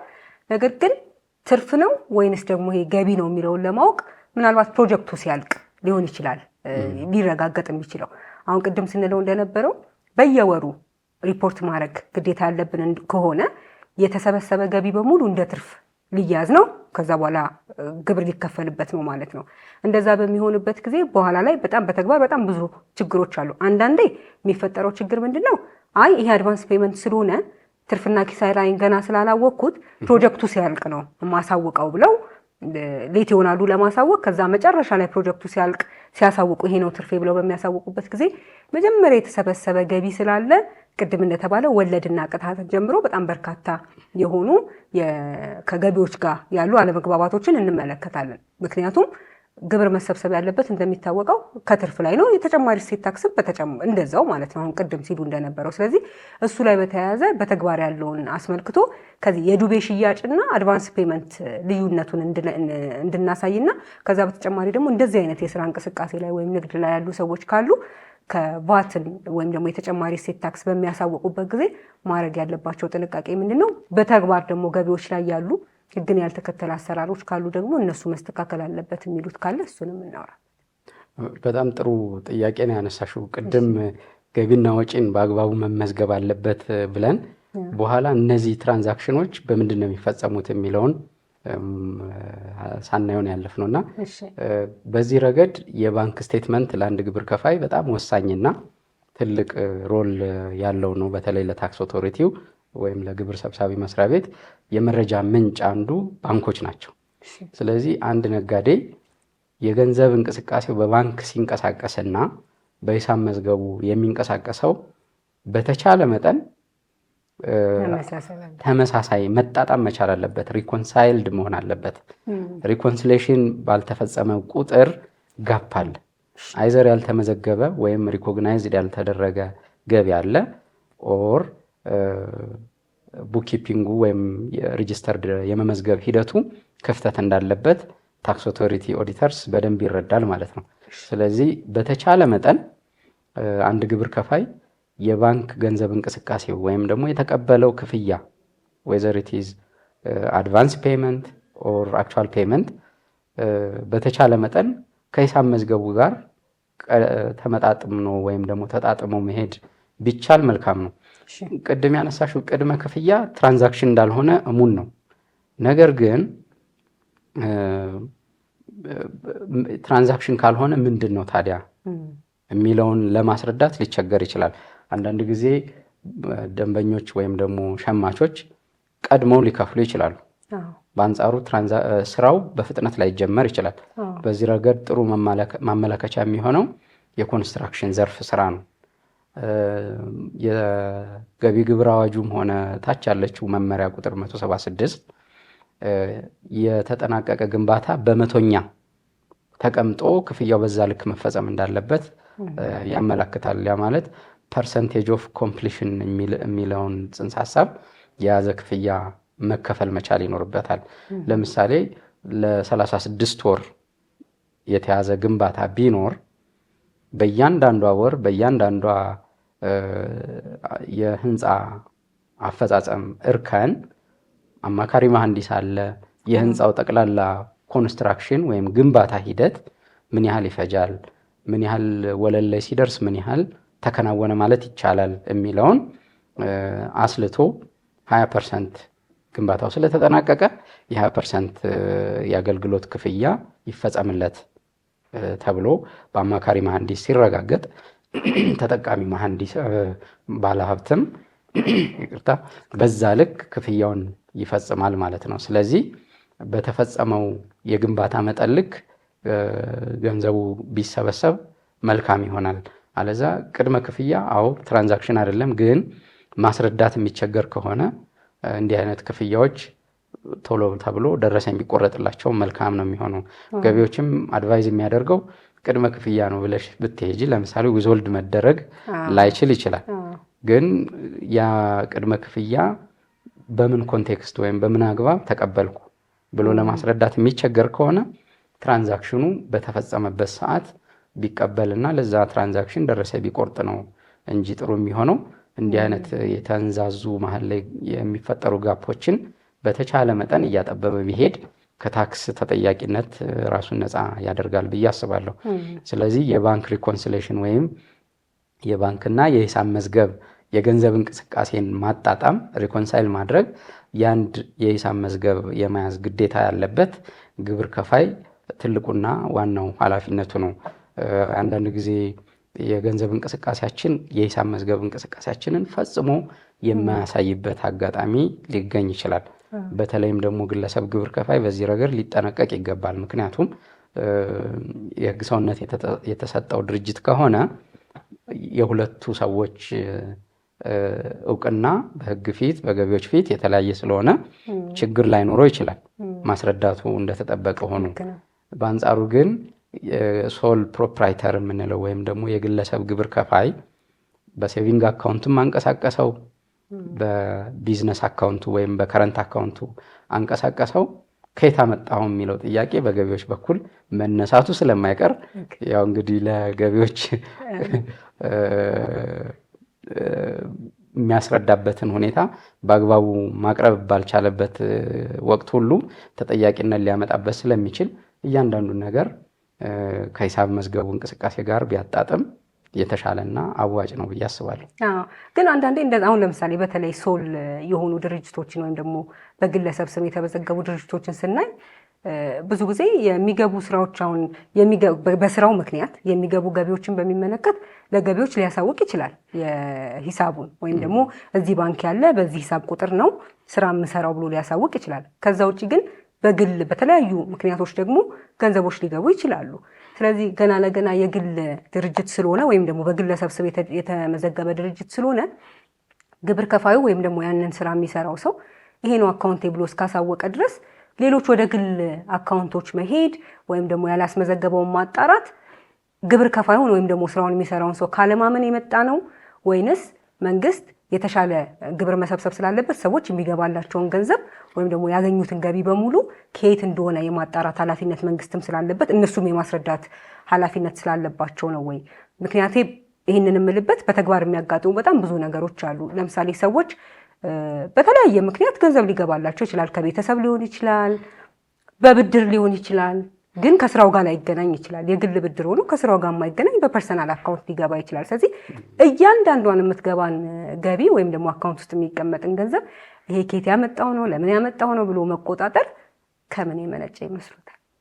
በጣም ጥሩ ጥያቄ ነው አሁን የሚያነሳሽልኝ። የህግ ሙያ ላይ ያለን እና ሌሎች የሙያ አገልግሎት የሚሰጡ ግብር ከፋዮች አዲስ የሂሳብ መዝገብ የመያዝ ግዴታ የሚጥል የገቢ ግብር ማሻሻያ አዋጅ ተግባራዊ የሆነ ስለሆነ ሁላችንም ሊጠቅመን የሚችል ስለሆነ በዚህ ልክ ብንጠነቀቅ ጥሩ ስለሚሆን የባንክ ስቴትመንት ከንግድ እንቅስቃሴ ጋር ማጣጣም ቅድም እንደገለጽኩት ትልቅ ፋይዳ አለው። መተማመን እንዲኖር አገር ውስጥ ገቢም ግብር ከፋዩን አምኖ እንዲቀበለው፣ በአንጻሩ ግብር ከፋዩም ትክክለኛ ገቢውን አሳውቆ እንዲያሳውቅ የሚያደርግ ነው። ቅድም ያነሳኋት ሰልፍ ዲክሌር ወይም ሰልፍ አሰስመንት ፕሪንሲፕል ወይም ደግሞ በራስ ተነሳሽነት ገቢን አሳውቆ መከፈል ያለበትን ገቢ በሰዓቱ በአግባቡ በወቅቱ ያላንዳች ማጓደል መክፈል መርህ ነው ብለናል። ሌላ ሁለተኛ መርህ የማስረዳት ሸክም በገቢ ግብር አዋጅ 979/2008 አንቀጽ 59 ላይ ይመስለኛል የማስረዳት ሸክም ማለትም በርደን ኦፍ ፕሩፍ የምንለው ይሄ ትክክለኛው ገቢ ነው፣ ይሄ ትክክለኛ ወጪ ነው፣ ሲቀናነስ ትርፉ ይሄ ነው፣ መክፈል ያለብኝ ይሄ ነው ብሎ የማስረዳትና ከዛ ውጭ የሚመጡ በሀገር ውስጥ ገቢ በኩል የሚጠየቁ ነገር ግን የግብር ከፋዩ ጥያቄ ውስጥ የማይገቡ አጀንዳዎች ሲነሱ የማስረዳት ሸክም የግብር ከፋዩ ነው። ስለዚህ ለምሳሌ አንድ ግብር ከፋይ የንግድ እንቅስቃሴውን ወይም ደግሞ ለምሳሌ እንደኛ አይነት ነጋዴ ስላልሆነ በሕግ ሙያ ላይ የተሰማራ ወይም በጥብቅና አገልግሎት ላይ የተሰማራ እንደ ነጋዴ ስለማይቆጠር የሚያገኘውን ገቢ መዝግቦ የሚይዝበት ወይም ደግሞ የሚጠቀምበት የሂሳብ መዝገብ እንዳለው ሁሉ ለገቢ ማስገኛ የሚጠቀምበት ልዩ አካውንት ወይም በተለምዶ ከረንት አካውንት ቢኖር ይመረጣል። በዚህ ረገድ ባንኮች ንግድ ፍቃድ ለሌላቸው ግብር ከፋዮች ለኛ አይነቶች አካውንት እንኳን ከረንት አካውንት እንኳን ለመክፈት የማያስችል የህግ ማዕቀፍ ነው ያላቸው። በዚህ ረገድ ብዙ ባንኮችን አናግሬ ኖ የሚል ምላሽ ነው የተሰጠኝ። የሂሳብ መዝገብ መያዝ ከጀመርን ጀምሮ አካውንት ለመክፈት ተንቀሳቅሼ ነበር፣ ግን የሚያስተናግዱበት አግባብ የለም። ንግድ ምዝገባና ንግድ ፍቃድ አምጣ የሚል ጥያቄ ነው። ከዛ ቲን አምጣ፣ ሶስቱን አሟላና ከረንት አካውንት እንክፈትልህ ነው የተባልኩት። ነገር ግን ግብር ከፋይ ነኝ፣ በህግ የሂሳብ መዝገብ የመያዝ ግዴታ ተጥሎብኛል። ያንን የንግድ የገቢ ማግኛ እንቅስቃሴን ደግሞ በከረንት አካውንት ለይቼ መያዝ ይኖርብኛል። ነገር ግን የሀገሪቱ የፋይናንስ ህግ ወይም የባንክ ህግ ንግድ ፍቃድ ከሌለ ከረንት አካውንት መክፈት አትችልም ተብለናል። ስለዚህ ሴቪንግ አካውንት ልንጠቀም የምንገደድበት ሁኔታ አለ ማለት ነው። ስለዚህ ሴቪንግ አካውንት ማለት በባህሪው የግል አካውንት ማለት ነው። ስለዚህ በግል አካውንት ግብር ከፋዮች የቢዝነስ ወይም ደግሞ የገቢ ማግኛ ገንዘባቸውን የሚያንቀሳቅሱ ከሆነ አሁንም ትልቅ የመርህ ስህተት ወይም መዛነፍ አለ ማለት ነው። ስለዚህ ብሔራዊ ባንክም ይህንን መልእክት ሰምቶልን ማስተካከያ ቢደረግ ጥሩ ነው ብዬ አስባለሁ። ስለዚህ እያንዳንዷ የገንዘብ እንቅስቃሴ ከደረሰኝ ጋር እኩል መሆኗን ማረጋገጥ፣ ነገር ግን ግብር የምንከፍልበት ገቢ አለመሆኑን ማስረዳት መቻል የግብር ከፋዩ ግዴታ ነው። በርደን ኦፍ ፕሩፍ ወይም ደግሞ የማስረዳት ሸክም የግብር ከፋዩ ነው የሚሆነው። ስለዚህ ለምሳሌ ከውጭ ገንዘብ ቢላክለት አንድ ግብር ከፋይ የባንክ ስሊፕ ወይም ደግሞ የባንክ ደረሰኝ፣ ያው ዶላር ነው የሚላከው ወይም ደግሞ የውጭ ሀገር ከረንሲ ነው የሚላከው። ያንን ከረንሲ ኢትዮጵያ ውስጥ ባሉ ባንኮች አማካይነት ተመንዝሮ ወይም ዶላር ሸጦ ዶላር የሸጠ መሆኑን ወደ አካውንት የገባ መሆኑን የባንክ ስሊፕ የምንለው በተለምዶ ሊኖረው ይገባል ማለት ነው። ተበድሮ ከሆነ ግብር ከፋይና የሂሳብ መዝገብ የመያዝ ግዴታ ካለበት ያቺ ብድር በተለይም ለቢዝነሱ ከሆነ አሁንም በባንክ በሰነዶች ማረጋገጫ መመዝገብ ይኖርበታል ማለት ነው። ዋቲፍ ለግሉስ ቢሆን ይህም የራሱ የሆነ ጥያቄ የሚያስነሳ ነው። ለስራው አይደለም ወይም ደግሞ ገቢ የሚያስገኘው ስራን ለማበረታታት ለማስፋፋት ላይሆን ይችላል የሚበደረው። ለግል ብድሩም ከሆነ እንደዚሁ የማስረዳት ሸክም የግብር ከፋዩ እስከሆነ ድረስ ያልተገባ ጭቅጭቅ ውስጥ ከመግባት ምናልባትም እኮ የብድሩ ውልን በመንደር ውል እንዳንዋል የሚከለክለን ነገር የለም በኢትዮጵያ ሕግ። በጽሁፍ መሆኑ ብቻ በቂ ነው። ነገር ግን ከገቢዎች አንጻር የሚመጣብንን ኃላፊነት ያልተገባ የታክስ ኃላፊነት ለመሸሽ 1% የቴምብር ቀረጥ ከፍሎ በሰነዶች ማረጋገጫ ውልን የብድር ውልን ማስመዝገብን የመሰለ ነገር የለም ብዬ አስባለሁ በግሌ። ስለዚህ ግብር ከፋዩ በዚህ ልክ ጥንቃቄ አድርጎ የማስረዳት ሸክሙን በገቢዎች ኦዲተር ፊት በሚገባ እንዲወጣ ሁኔታዎችን ቢያመቻች ጥሩ ነው ብዬ አስባለሁ። የአዋጁ ላይ በግልጽ የተደነገገው ነገር የተጨማሪ እሴት ታክስ ተመዝጋቢ የሚሆኑ ነጋዴዎች ወይም ግብር ከፋዮች የገቢያቸው የዓመታዊ ገቢያቸው ከ2 ሚሊዮን ብር በላይ እንደሆነ ተቀምጧል። ነገር ግን ደንቡንና መመሪያውን መሰረት በማድረግ ግን የህግ ባለሙያዎችን ወይም ደግሞ ጠበቆችን ጨምሮ ሌሎች የማማከር ስራ የሚሰሩም ሰዎች ወይም ደግሞ ድርጅቶች የገቢያቸው ከ2 ሚሊዮን ብር በላይ ሆነም አልሆነም የተጨማሪ እሴት ታክስ ተመዝጋቢ እንዲሆኑ የሚያስገድድ አሰራር መጥቶ ሁሉም ሰው የተጨማሪ እሴት ታክስ ውስጥ ገብቷል። እንደውም በተግባር ደግሞ እያየን ያለነው ቲኦቲ የሚባል ነገር ሙሉ በሙሉ ቀርቶ በቃ የቫት ተመዝጋቢ ሆኗል። ምንድነው የህግ ግራውንዱ? የህግ መሰረቱ ምንድነው? አንደኛ። ሁለተኛ ደግሞ አዋጁ በግልጽ 2 ሚሊዮን ብር በላይ ገቢ ከሆነ ለቫት ተመዝጋቢ ለማድረግ ወይም ለተጨማሪ እሴት ታክስ ተመዝጋቢ ለማድረግ እንደ አንድ ሪኳየርመንት የተቀመጠው ምንን መነሻ በማድረግ ነው? ምንም ገቢው ከ2 ሚሊዮን በታችም ሆነ የስራው አይነት ወይም የአገልግሎት አይነቱ ብቻ በማየት ለተጨማሪ እሴት ታክስ ለመመዝገብ እንደ ግዴታ የተቀመጠው። ቀደም ሲል እንደገለጽ ነው የተጨማሪ እሴት ታክስ አዋጅ ላይ በቀድሞውም ይሁን ኢቭን በአሁኑም ተመሳሳይ ችግሮች አሁንም ዱፕሊኬት እየተደረጉ እየመጡ እንደሆነ እየታዘብን ነው። ቅድም መግቢያችን ላይ አዋጁ የቀድሞውን አዋጅ ማሻሻል ለምን አስፈለገ ስንል በ285/94 ያልተካተቱ በአዋጁ ያልተካተቱ ፋንዳሜንታል የሆኑ ዋና ምሰሶ የሆኑ ነጥቦች በአዋጁ ሳይካተቱ ቀርተው በአንጻሩ አዋጁን ለማስፈጸም በወጣ መመሪያ ደንብ ቁጥር 79 ሁላ ሲካተቱ እንደነበረ አይተናል። ይህን ነገር ለማስረዳት ትንሽ ሰፋ እናድርገውና በህግ ትምህርት ቤቶቻችን የህጋዊነት መርህ የሚለውን ጽንሰ ሐሳብ ብናነሳ ጥሩ ይመስለኛል። በተለይም የታክስ ህግ ራሱን የቻለ የህጋዊነት መርህ ስላለው ማለት ነው። አንድ የታክስ ህግ ትክክለኛ የታክስ ህግ ነው ለመባል የታክስ ምጣኔውን እና የታክስ ወሰኑ ታክስ ሬት ምጣኔው ማለታችን ነው። የታክስ ወሰን ስንል ስኮፕ ኦፍ ዘ ታክስ ወይም ታክሱ ከቨር የሚያደርገውን ትራንዛክሽን ሊሆን ይችላል፣ ግብይት ወይም ደግሞ ገቢ ሊሆን ይችላል፣ ምንን ያካትት የሚለው ትክክለኛ በሆኑት በህዝብ እንደራሴዎች ብቻ መወሰን ያለበት ጉዳይ ነው። የህዝብ እንደራሴዎች በኢትዮጵያ ኮንቴክስት ወይም አገባብ የኢትዮጵያ ህዝብ ተወካዮች ምክር ቤት የምንለው ማለት ነው። እሱ ምክር ቤት የታክስ ሬቱን የታክስ ምጣኔውን ማለት ነው የታክስ ወሰኑን የመወሰን ማንዴት የዚህ ምክር ቤት ኃላፊነት ነው። በተዋረድ የሚመጡ ህጎች እነዛን የታክስ ህግ እንዴት ይፈጸሙ የሚለውን ለህብረተሰቡ በሚመች መልኩ የሚፈጸሙበትን አግባብ ፍሌክሲብል ሆኖ እንዲፈጸም በሚያስችል መልኩ ማስፈጸሚያ አዋጆች ናቸው እንጂ እናቱ ህግ ያልሰጠውን ስልጣን የተዋረዱ ህግ አውጪ ወይም ደግሞ ሰከንደሪ ሌጅስሌተር የምንለው አካል ያልተሰጠውን ህግ ሊያወጣና ተግባራዊ ሊያደርግ አይገባም። በአዋጁ በግልጽ እንደተቀመጠው በተለይም በአንቀጽ 12 ላይ በግልጽ እንደተቀመጠው የተጨማሪ እሴት ታክስ ለመመዝገብ እንደ መርህ አድርጎ የተነሳው ምንድነው? ኳንቲቴቲቭ የምንለው ወይም ቁጥራዊ ስታንዳርድ ነው ያስቀመጠው። ቁጥራዊ ስታንዳርዱ 2 ሚሊዮን እና ከዛ በላይ የሆነ አመታዊ ትራንዛክሽን ያለው ግብር ከፋይ ለተጨማሪ እሴት ታክስ የመመዝገብ ግዴታ እንዳለበት፣ አቅርቦቱ 75% እና ከዛ በላይ የሚሆነው የተጨማሪ እሴት ታክስ ጋር ከተመዘገቡ ሰዎች ጋር የሚሆን ከሆነ ደግሞ በፈቃደኝነት እስከ 1 ሚሊዮን ዝቅ ብሎ ስቲል በግብር ከፋዩ ዊሊንግነስ ወይም ፈቃደኝነት ላይ ተመስርቶ ምዝገባ የሚያደርግበት ሁኔታ ነው ያለው።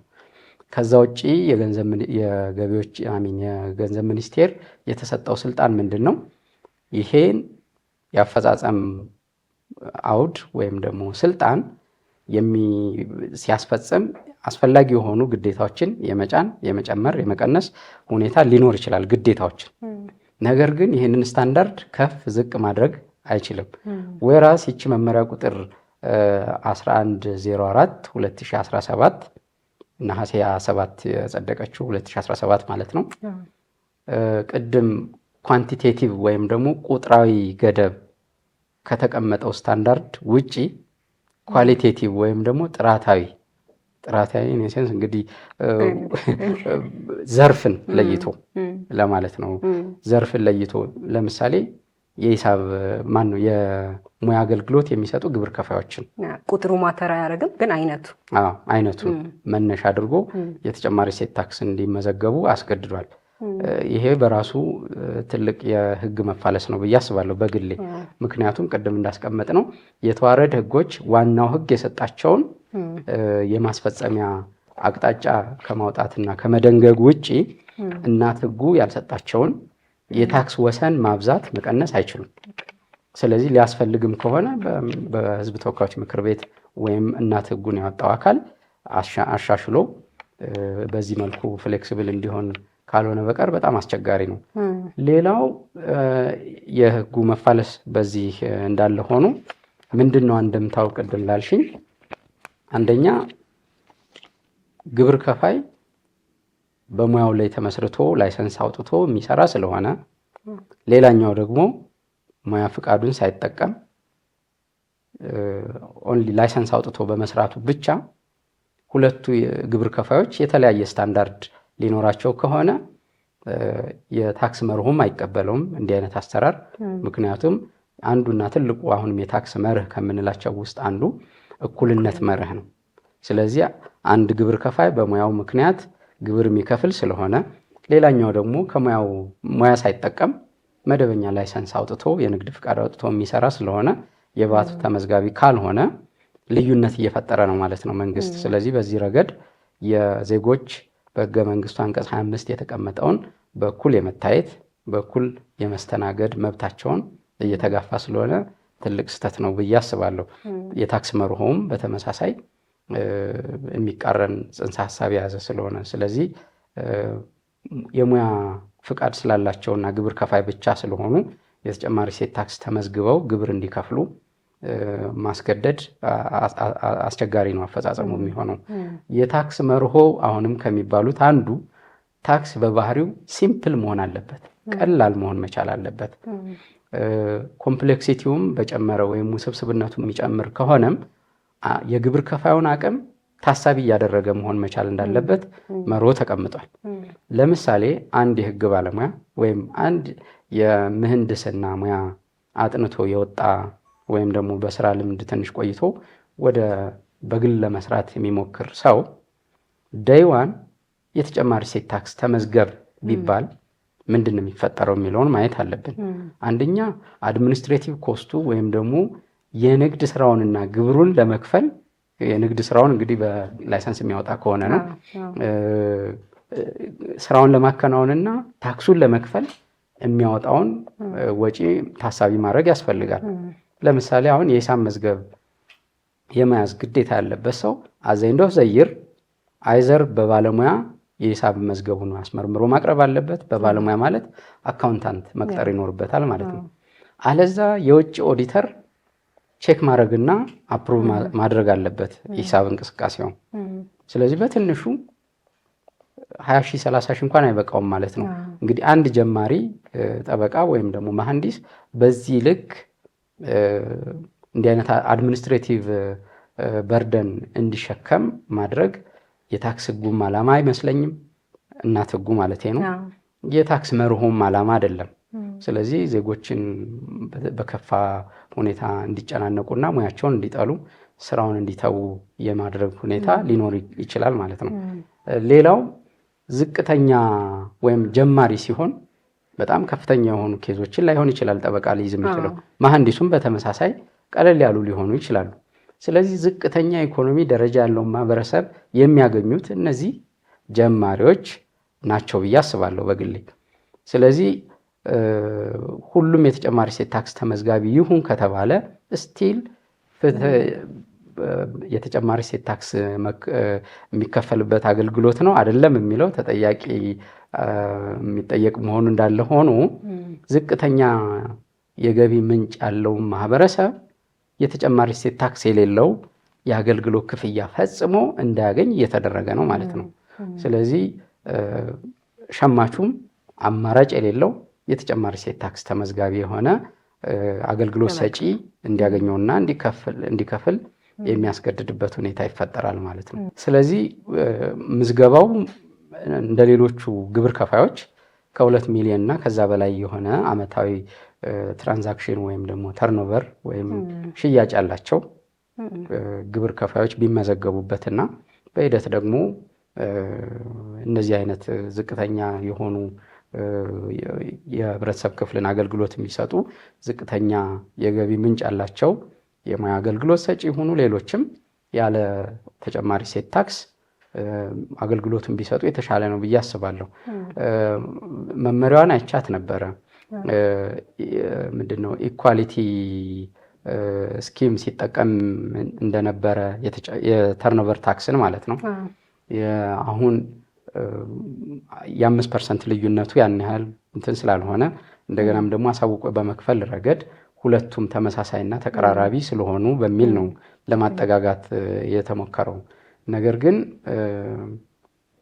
ትሬንዱ በዛ ልክ ነው ወይ ብለሽ በተግባር ስትፈትሺ በጣም ትልቅ ነው። ለምሳሌ አሁንም የምናውቀውን የጠበቆችን የግብር አከፋፈል ስርዓት እጅግ በጣም በርካታ ጠበቆች የሂሳብ መዝገብ ሳይዙ በቁርጥ ግብር ደረጃ ሀመርሃ ግብር ከፋይ ሆነው ወረዳ ላይ ሲስተናገዱ ነበር። በአንድ ጊዜ በኬሚስትሪ ሰብሊሜሽን የሚባል አለ። በቀጥታ ከጥጥር ወደ ጋዝ፣ ከጋዝ ወደ ጥጥር ፈሳሽነት ባህሪ የሌለውን ሽግግር ሲያደርግ እንደዛ ነው የሆነባቸው። የቲዮቲ እንኳን ልምምድ አልነበራቸውም ማለት ነው። ቀላል የማይባል ቁጥር ያላቸው ጠበቆች። ስለዚህ በዚህ ልክ ትራንስፎርም ማድረግ ማለት ጭንቀት ነው የሚመጣው በእያንዳንዱ ግብር ከፋይ ላይ። ስለዚህ ቅድም ያልነውን ሲምፕል ታክስ ሲስተም የምንለውን ተግባራዊ ለማድረግ ታክስ አስተዳደር ላይ ያሉ ውሳኔ ሰጪ የመንግስት ተቋማት አሁንም ጉዳያቸውን ወይም አቋማቸውን ቢፈትሹ መልካም ነው ብዬ አስባለሁ። ለዚህ መነሻ የሚሆነው የዚህ አዋጅ ቁጥር 1341 ላይ የአንቀጽ 12 ንዑስ ቁጥር 2ን መነሻ በማድረግ ነው። ምን ይላል? ለተጨማሪ እሴት ታክስ የመመዝገብ ግዴታ የሚኖረው ብር 2 ሚሊዮን የጠቅላላ አቅርቦት ድምር ሲኖር ወይም ሚኒስትሩ በመመሪያ የሚወስነው ሌላ ታክስ የሚከፈልበት የአቅርቦት የገንዘብ መጠን ያለው ሰው ነው ይላል። የገንዘብ መጠን። ስለዚህ አሁንም ቢሆን የገንዘብ መጠን ሚኒስትሩ መወሰን ያለበት የገንዘብ መጠንን እንጂ ምን አይነት አገልግሎት ነው የሚሰጠው የሚለውን አይደለም።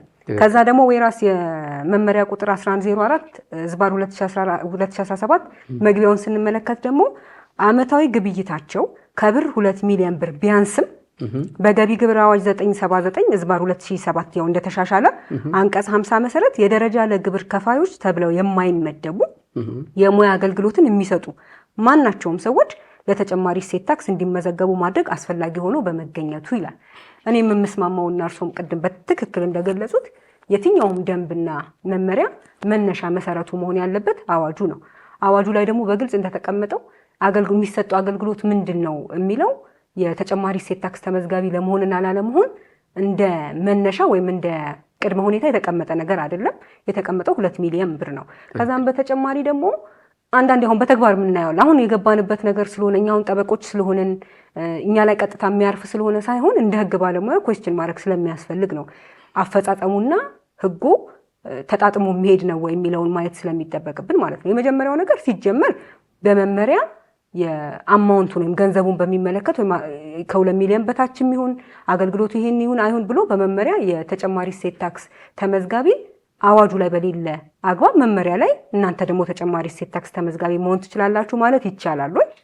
አይቻልም። በህጋዊነት መርህ ስናየው ማለት ነው። ሁለተኛ ነገር ደግሞ በደንብ ቅድም እንዳስቀመጡት በትክክል ምንም እንኳን ገንዘብ መሰብሰብ ወይም ግብር ተገቢውን ግብር መሰብሰብ የመንግስት አንዱ ኃላፊነት ቢሆንም ግብር ከፋዮች ደግሞ በትክክል የሚሰሩትን ማሳወቅ ኃላፊነታቸው ቢሆንም የትኛው ደረጃ ላይ ነው መቀመጥ ያለባቸው የሚለው ግን በስመ የህግ ባለሙያ ወይም በስመ አገልግሎት ሰጪ አንድ ላይ ተጨፍልቆ ሁሉም ተመሳሳይ የሆነ ፕሮሲጀር እንዲያልፍ መደረጉ ግን ቅድም ሲገልጹት እንደነበረው ፍትሃዊ ነው ብዬም አላስብም። ከዛም በተጨማሪ ደግሞ ሌላ አሁን በተግባር እየገጠመን ያለ ነገር ምንድነው? ሰራተኛ መቀጠር አለበት።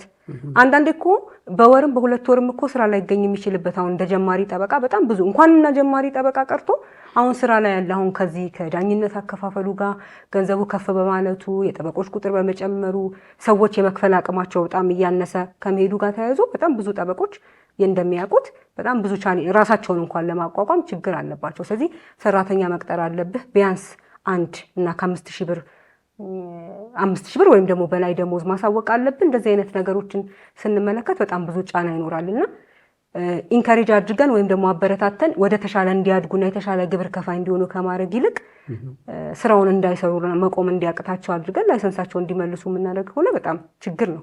ሌላ ቅድም ሲገልጹት እንደነበረው ከዚህ ከአማካሪ ድርጅቶች ጋር የሚሰሩ አሉ የባለሙያዎች ናቸው ግን በኮንትራክት ሊሆን ይችላል የሚሰሩት እነዚህ ሰዎች አሁን የተጨማሪ እሴት ታክስ ተመዝገቡ ሲባል እነዛም ተጨማሪ እሴት ታክስ የከፈሉ ስለመሆኑ ደረሰኝ መሰብሰብ ይጠበቅባቸዋል። ወጪያቸው ስለሆነ የሚያሰሯቸው እነዚህም መስጠት ይጠበቅባቸዋል። ግን ቋሚ ግን አይሆኑም። ስለዚህ ስራው ላይም በጣም አደገኛ የሆነ ነገር የሚያመጣ ይመስለኛል እና መታየት አለበት ያሉትን እኔም ሼር ስለማደርገው ነው። ምናልባት እዚህ ጋር ተጨማሪ ሀሳብ ካለ ይጨምሩበት ነው። ወደ ሌላ እናልፋለን። አዎ ምንድነው ቅድም ያስቀመጥናቸው የታክስ አሰባሰብ መርሆች አሉ። ታክስ ኦቶሪቲውም ውስጥ በነበርኩ ጊዜ እንደ መርህ ስናስቀምጥ የነበረው እንቁላል የምትጥል ዶሮ አትታረድም ወይም ደግሞ ወደ ምግብነት አትቀየርም ይነገረን ነበር። ያ ማለት ምን ማለት ነው? እርግጥ ነው የታክስ አከፋፈል ስርዓታችን በጣም ዝርክርክ፣ በጣም ክፍተት ያለበት በተለይም ደግሞ ኢቭን ታክስ አስተዳደር ስርዓቱ ሲስተም የለም እየተባለ ወረፋ ግብር ከፋዮች ኢማጂን ግብር ለመክፈል ሄደው ወረፋ 1 ቀን 2 ቀን 3 ቀን አንዲት አገልግሎት ለማግኘት የሚጠብቁበት ሀገር ነው። ምናልባት ብዙ ኦልተርኔቲቮች ሊኖሩ ይችላሉ። ሲስተም አፕግሬድ ማድረግ የሀገሪቱ የታክስ ሲስተም በአንድ ቋት የሚተዳደር ነው። ሁሉም ክልሎች ሁሉም ከተማ አስተዳደሮች አገልግሎት በሲግታስ ለመስጠት ሲፈልጉ ጃም ይኖራል። ስለዚህ በጣም ደካማ የሆነ የታክስ አስተዳደር ስርዓት ነው ያለን። የሰለጠነ ባለሙያ በምን ያህል ልክ አለን የሚለው ታሳቢ ተደርጎ ቢጠና በጣም ክፍተት አለ፣ የማስፈጸም አቅም ውስንነት አለ ማለት ነው። ነገር ግን ደግሞ እንዲህ በህግ ማዕቀፍ ደረጃ እንዲህ አይነት ግድፈት ሲኖር በጣም አስቸጋሪ ነው። ስለዚህ ግብር ከፋዩን እየኮተኮቱ እያሳደጉ ከፍ ያለ ግብር ከፋይ እንዲሆን ማድረግ ነው እንጂ በአንድ ጊዜ ኤሊሚኔት አድርጎ ከጨዋታ የሚያወጣ የግብር አከፋፈል ስርዓት መዘርጋት አስቸጋሪ ነው የሚሆነው። ምንም ጥያቄ የለውም። እያንዳንዱ ዜጋ ለሀገሪቱ ሀገሬ ናት እንዲል ከተፈለገ ግብሩ መክፈል አለበት፣ ባሳውቆ በስርዓቱ መክፈል አለበት።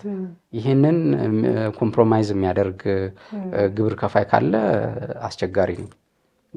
አገሩን የሚወድ ካለ ለሀገሩ በአግባቡ ግብሩን መክፈል መቻል ይኖርበታል። ነገር ግን ያከፋፈል ስርዓቱ የህግ ማዕቀፉ ሞልድ መደረግ ያለበት ባለን የኢኮኖሚ ስታተስ ባለን የትራንዛክሽን ባህሪ መሰረት ተደርጎ ነው እንጂ እንዲህ በዘርፍ ጫን የሚደረግ አይነት ከሆነ በጣም አደገኛ የአከፋፈል ስርዓት ነው የሚኖረን። አማራጭም ቅድም ዳኝነት ለዚህ መድረክ አይመጥንም እንጂ የዳኝነት መክፈል ሲያቅተው ሌላ አማራጭ ሁላ ተከትሎ መብቱን ለማስከበር የሄደ ብዙ የሰማነው ነገር አለ። ስለዚህ ሁሉንም ነገር በጣም አስቸጋሪ ቻሌንጅ የምናደርግ ከሆነ በጣም አስቸጋሪ ነው። ነገር ግን ቅድም እንዳልኩት ኮምፕሮማይዝ የማይደረግ ነገር ቢኖር ምንድነው ግብር መክፈል ግዴታችን ነው። በአግባቡ በወቅቱ መክፈል አለብን ባገኘነው ልክ። ግን እንደዚህ ደግሞ በጣም ስትረስድ አድርጎ ራሳችንን ከስራው መነጠል ወይም ግብር መክፈል ስራ የሚሆንበት እድል ከተፈጠረ ግን በራሱ ደግሞ ሌላ ችግር ስለሆነ ለግብር ከፋዩ ማስተካከያ ቢደረግ ብለን ሐሳብ እናቀርባለን።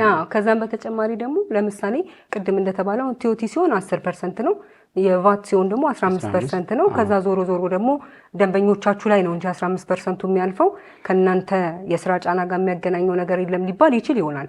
የሚከፈለው መጠን ላይም ቅድም እንዳልነው የህጉ ጥያቄ እንደተጠበቀ ሆኖ ይህን ያህል ብዙ ቻሌንጂንግ ላይሆን ይችላል።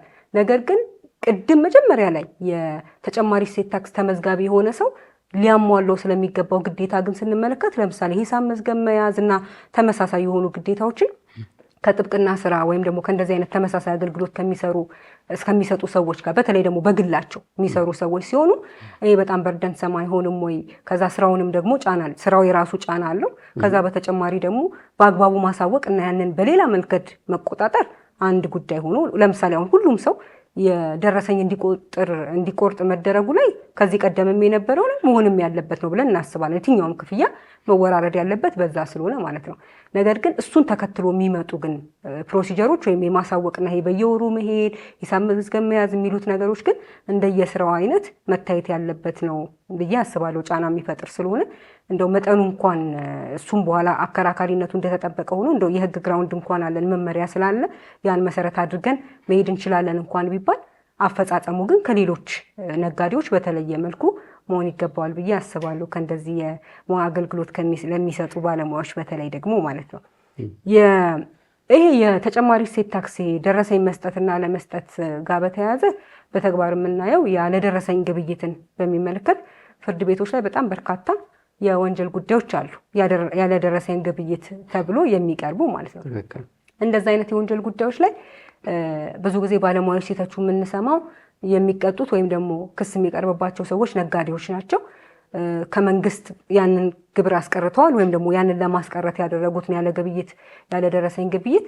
ስለዚህ እነዚህን ሰዎች በገንዘብ ብንቀጣ ይሻላል እንጂ ከ3 ዓመት እስከ 5 ዓመት ተብሎ እስር አስቀምጦ እነዚህን ሰዎች ከስራ ማስወጣት እንደ አንድ ሁልጊዜ ክሪቲሳይዝ ከሚደረጉ ነገሮች አንዱ እንደሆነ እርሶም ያስተውለውታል ብዬ አስባለሁ። እዚህ ጋር ሁለት ጥያቄ ልጠይቅ። ከቫት ጋር የተገናኘ ጉዳይ እያወራን ስለሆነ ሳላነሳው ማለፍ ስላልፈለግኩኝ ነው እንጂ ከአዲሱ አዋጅ ጋር በቀጥታ የሚገናኝ ሆኖ አይደለም።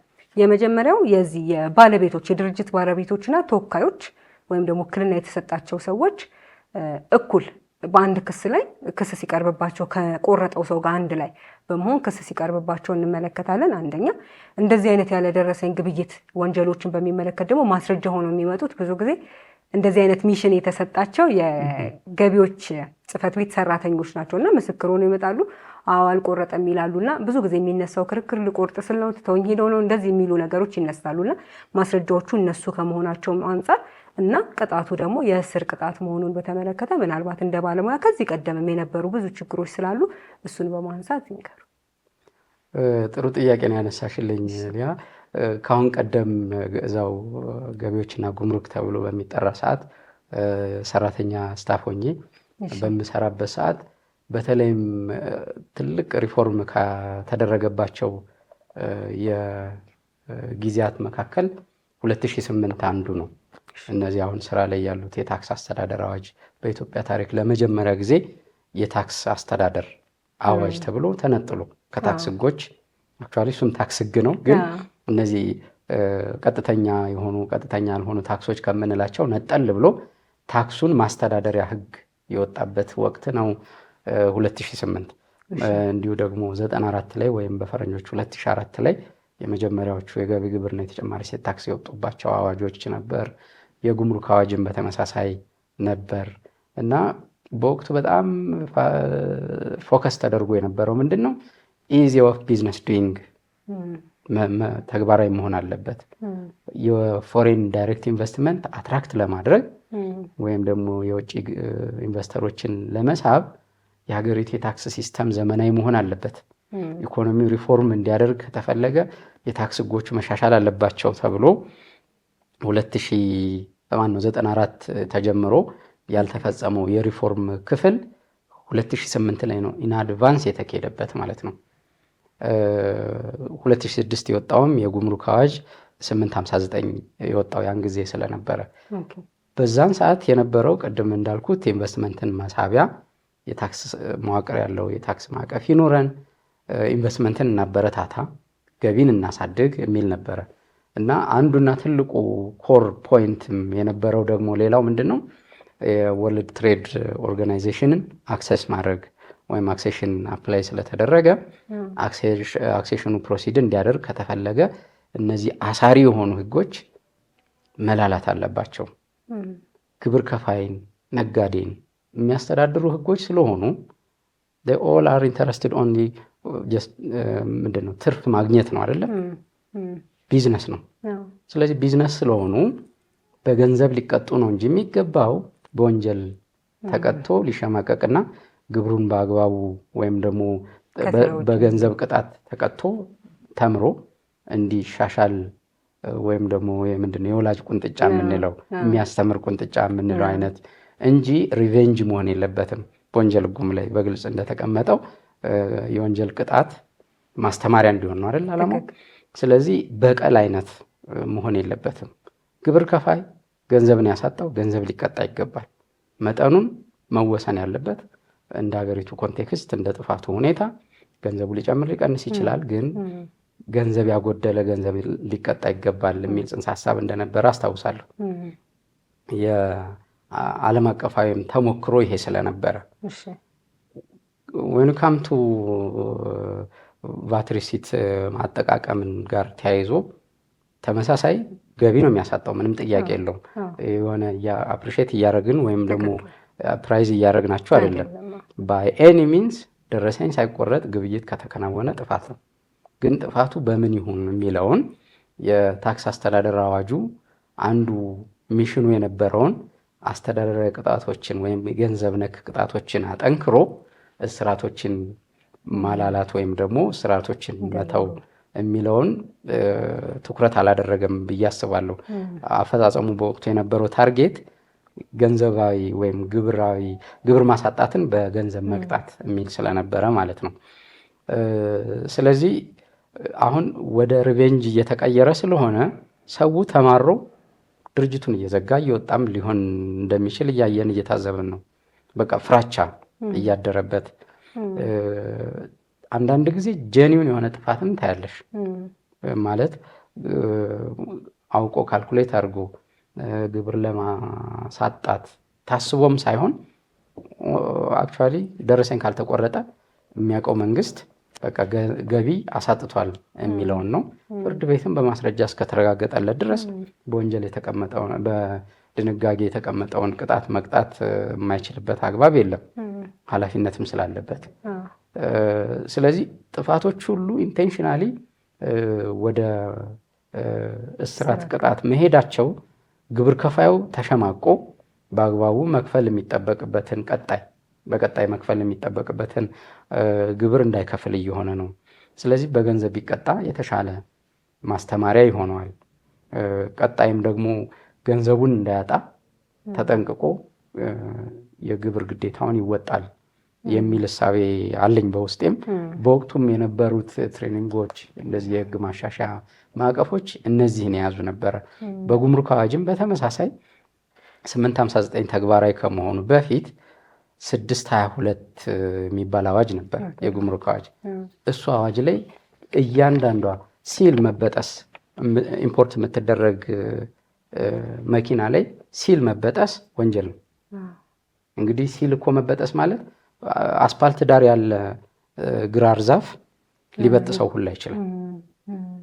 ያቺ ሁላ ወንጀል ነበረች እና ወደ ገንዘብ እየተቀየረ ኢቭን ቀረጥ ነፃ ህግ መተላለፍ ወንጀል ሁላ ነበረ። ወራስ በ859 2006 አስተዳደራዊ ቅጣት ሆኖ ቀረጥና ታክስ ከ50 በመቶ ጋር መቀጫ እንዲተላለፍ ሆነ ማለት ነው። ተመልሶ በ1160 2011 ወንጀል ሆነ። በሰርኩላር መልሰው አስተዳደራዊ ቅጣት አርቡት። ምንድነው የጎደለን? ፊስካል ፖሊሲ በተለይ በጥንቃቄ ኤክስኪዩት መደረግ ያለበት ኢሹ ነው። በስሜት ገብተሽ የምትነካኪው ነገር አይደለም። በጥንቃቄ የሀገሪቱን ነባራዊ ሁኔታ የግብር ከፋይሽን ባህል ትውፊት በጠበቀ መልኩ በጥንቃቄ መፈጸም ያለበት ነው ብዬ አስባለሁ። ቅድም እንዳልኩት የተጨማሪ እሴት ታክስ ለእኛ አዲስ ነው እያልን እናወራለን እንጂ 1948 ጀምሮ ተግባራዊ እየተደረገ ነው። የሌላውን ሀገር ትሬንድ ለምንድን ነው ማየት ያልተፈለገው? የተሻለ ህግ ካላቸው ሀገሮች ያው ንቅለ ተከላም ይሁን አዶፕሽን በጥንቃቄ መተግበር የምንችልበት አግባብ መኖር መቻል ነበረበት። ኢሚዲየት የሆነ በፍጥነት ወደ አክሽን መግባት፣ በፍጥነት ፓሽኔት ሆኖ መግባት ዋጋ ያስከፍለናል ብዬ አስባለሁ ወደ አፈጻጸም ስንገባ። ስለዚህ በጥናት ላይ ተመስርቶ በአግባቡ መፈጸም አለበት ብዬ አስባለሁ። እነዚህ ኦል አሪየርስ የምናያቸው በህገ መንግስቱ ላይ የተቀመጠ መብትን የሚጋፉ ወይም ደግሞ ድንጋጌን የሚጥሱ ናቸው። በህገ መንግስታችን አንቀጽ 100(1) ላይ የፌዴራል መንግስቱም ሆነ የክልል መንግስታት ኮታንኮት ሲቲ አድሚኒስትሬሽኖችንም ጭምር ከግብር ከፋዩ ግብር ሲጥሉ በተጠናና በአግባቡ ከምንጩ ጋር የተጣጣመ መሆን መቻል እንዳለበት እያረጋገጡ መሆን እንዳለበት ተቀምጧል። ያ ማለት ምን ማለት ነው? እያንዳንዷ ህግ ስትወጣ ራሻው ተደርጎ ሳይሆን ህዝብ ተወያይቶበት የሀገሪቱን የኢኮኖሚ እንቅስቃሴ ከግምት ያስገባ መሆን መቻል እንዳለበት ግብር ሰብሳቢው ኦፊሰሩ እና ግብር ከፋዩ ፊት ለፊት ቁጭ ብለው እየተወያዩ የሚያወጡት መሆን መቻል እንዳለበት ነው ጽንሰ ሐሳቡ ግልጽ ከሆነ ማለት ነው። ነገር ግን አሁን እየወጡ ያሉ ህጎች እንዲህ አይነት መዛነፎችን ታያለሽ። ስለዚህ እንዲህ አይነት ኢረሮች መንግስትንና ግብር ከፋይን ያጋጫሉ። ስለዚህ ህግ በማውጣት ረገድ ተዋረድ ህግ በማውጣት ረገድ ስልጣን ያላቸው አካላት በአግባቡ ኮንሽስ ሆነው ጊዜ ሰጥተው እንዲህ አይነት ኢረሮችን ለማጥፋት በጥንቃቄ የታክስ ህግ መውጣት አለበት ብዬ አስባለሁ። አንድ ብቻ ያልመለሱልኝ ጥያቄ ከዚህ የንግዱ ባለቤት እና ወኪሉ አብረው የሚከሰሱበትና እስራትን ያው በአንድም ሆነ በሌላ መልሱን ሰጥተውኛል። ስለዚህ እዚህ ጋር እነሱ የሚሆኑበትና ለዚህ ደግሞ እንደ ማስረጃ ኦፍኮርስ ያለመቆረጡን እንደ ማስረጃ ይመጣል። ስለዚህ በርደን ኦፍ ፕሩፍ ሽፍት የሚያደርገው ወደ ተከሳሹ ነው። ይህ ምንም ጥያቄ የለውም።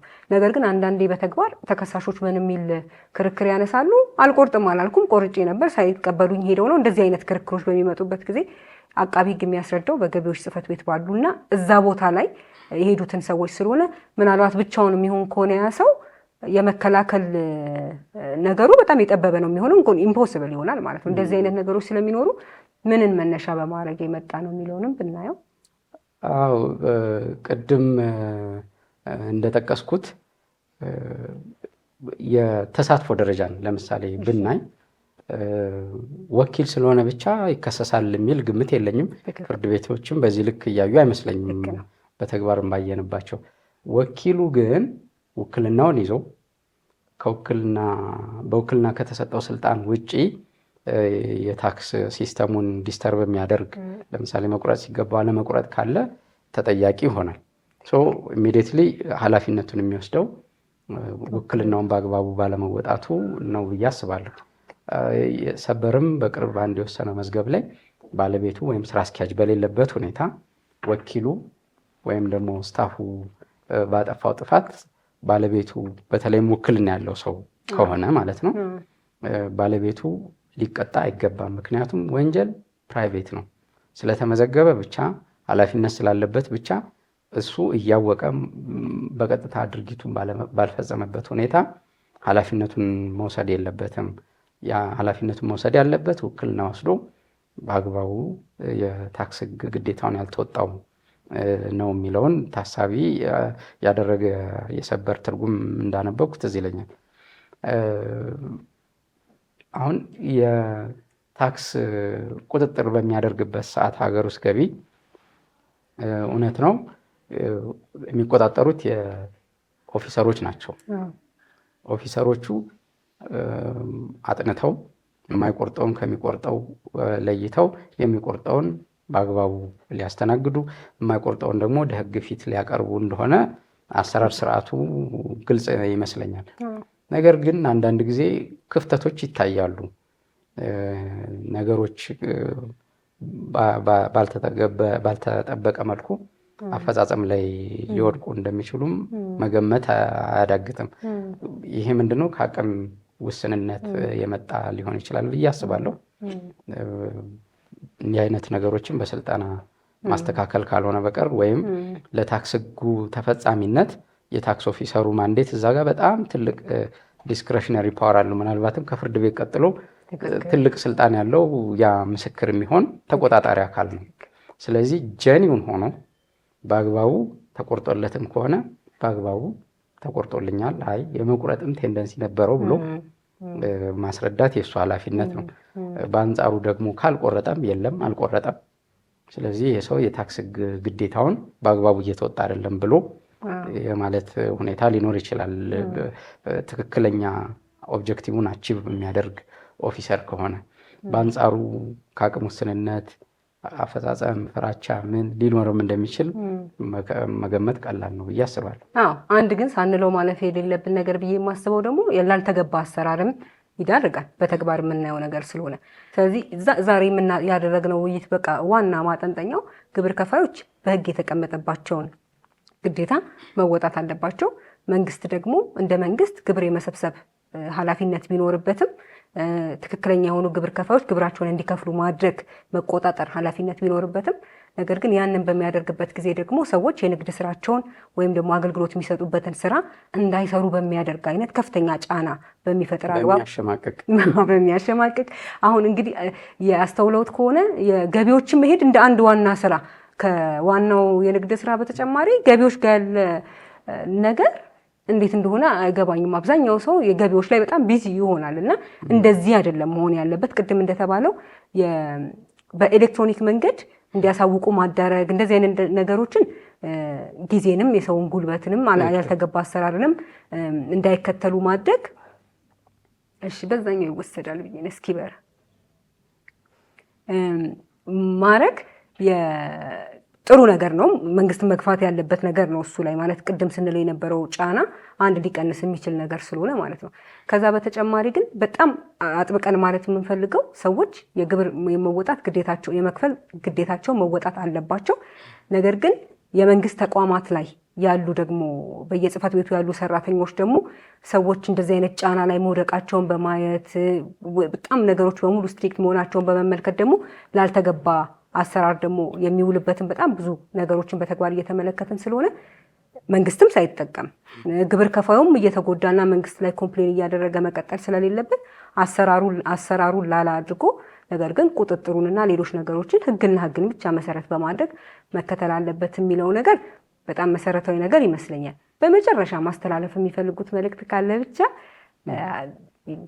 አመሰግናለሁ። ከሁለቱም ከግብር ከፋዩም ከግብር ሰብሳቢውም ኢቭን ያው ግብር ሰብሳቢው ስንል ህግ አውጪውንም ፖሊሲ ሜከሩንም እያልን መሆኑን ታሳቢ በማድረግ ከግብር ከፋዩ አንጻር ገቢ የሚያስገኝ ስራ ላይ ተሰማርቶ ገቢ ለማግኘት ግብር ለመክፈል የሚገባ ግብር ከፋይ እንደ እስካሁኑ እንደ በለሆሳስ በገደምዳም ነው የሚባለው ዝም ብሎ ዘው የሚባልበት ስርዓት እየተገነባ እንዳልሆነ እንዲያውቁት ያስፈልጋል።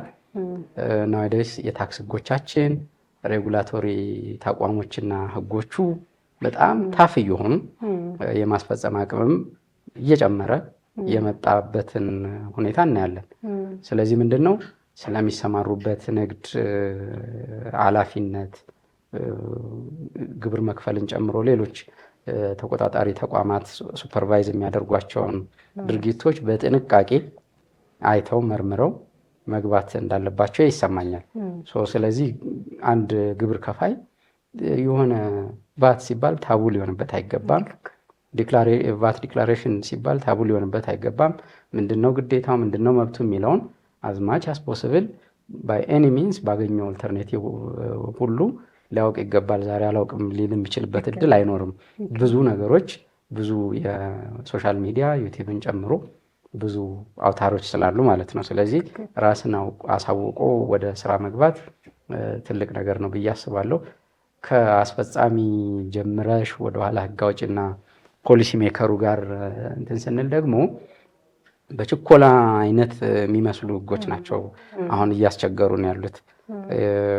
የተጨማሪ እሴት ታክስ መመሪያ በጣም ራሻውት ተደርጎ በአስተዳደር ስነ ስርዓት አዋጃችን ተዋረድ ህግ ሲወጣ በተለይም ደግሞ የመጨረሻዋ መመሪያ ስትወጣ አስፈጻሚው ተቋም ያንን አዋጅ በግልጽ ለፐብሊክ ተደራሽ አድርጎ አወያይቶ በተለይም የሚመለከታቸውን አካላት ወይም ፎከስ ግሩፕ ዲስከሽን የምንላቸውን በደንብ አድርጎ መያዝ ያለበትን እውነታ ፋክት ይዞ መመሪያውን ማውጣት እንዳለበት ተመልክቷል።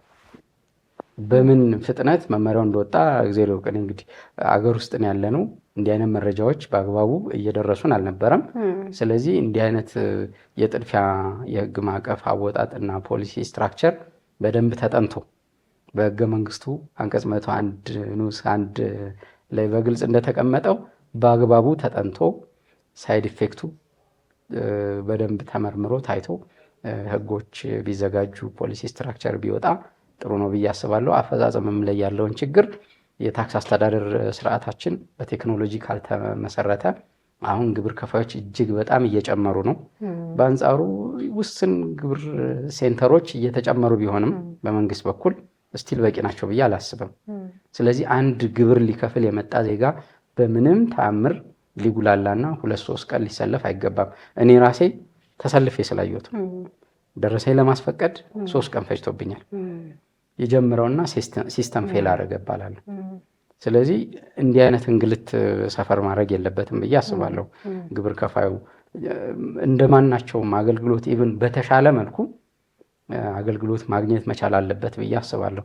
ስለዚህ ሂውማን ሪሶርስ ካፓሲቲ ቢልዲንግ ቴክኖሎጂ ምንም የዛሬ ነገ ሳይባሉ የመንግስት የተለጠጠ የገቢ አሰባሰብ እቅድን አቺቭ ለማድረግ መጀመሪያ የውስጥ መዋቅሩን ካላጸዳ ብልሹ አሰራርን የሚከተሉ ሰራተኞችን ካላጸዳ ውጤቱ ውሃ ቅዳ ውሃ መልስ ነው የሚሆነው። ግብር ከፋዮችን የሚያማርር ነገ የተሻለ ግብር እንዳይከፍሉ ሁኔታዎችን የሚፈጥር ስለሚሆን እያንዳንዱን ግብር ከፋይ መንግስት እንደ እናት እንደ አባት ነርቸር እያደረገ ግብር ከፋዮችን ትራንስፎርም እያደረገ ከማይክሮ ወደ አነስተኛ ከአነስተኛ ወደ መካከለኛ እያለ ሁሉንም መዳረሻቸውን ከፍተኛ ግብር ከፋዮች እንዲሆኑ ማድረግ መቻል አለበት ብዬ አስባለሁ። እሺ፣ በጣም አመሰግናለሁ። በጣም ጥሩ ውይይት ነበር ያደረግነው። ኦኬ፣ ቴንክ ዩ። እሺ፣ ተመልካቾቻችን በተጨማሪ እሴት ታክስ ጉዳዮች ላይ ከጠበቃና የህግ አማካሪ አቶ ሀብታሙ ጥላሁን ጋር ያደረግነው ውይይት ይህንን ይመስል ነበረ። ሳምንት በሌላ የህግ ጉዳይ ከሌላ ባለሙያ ጋር ጠብቃችኋለሁ። እስከዛው ሰላም።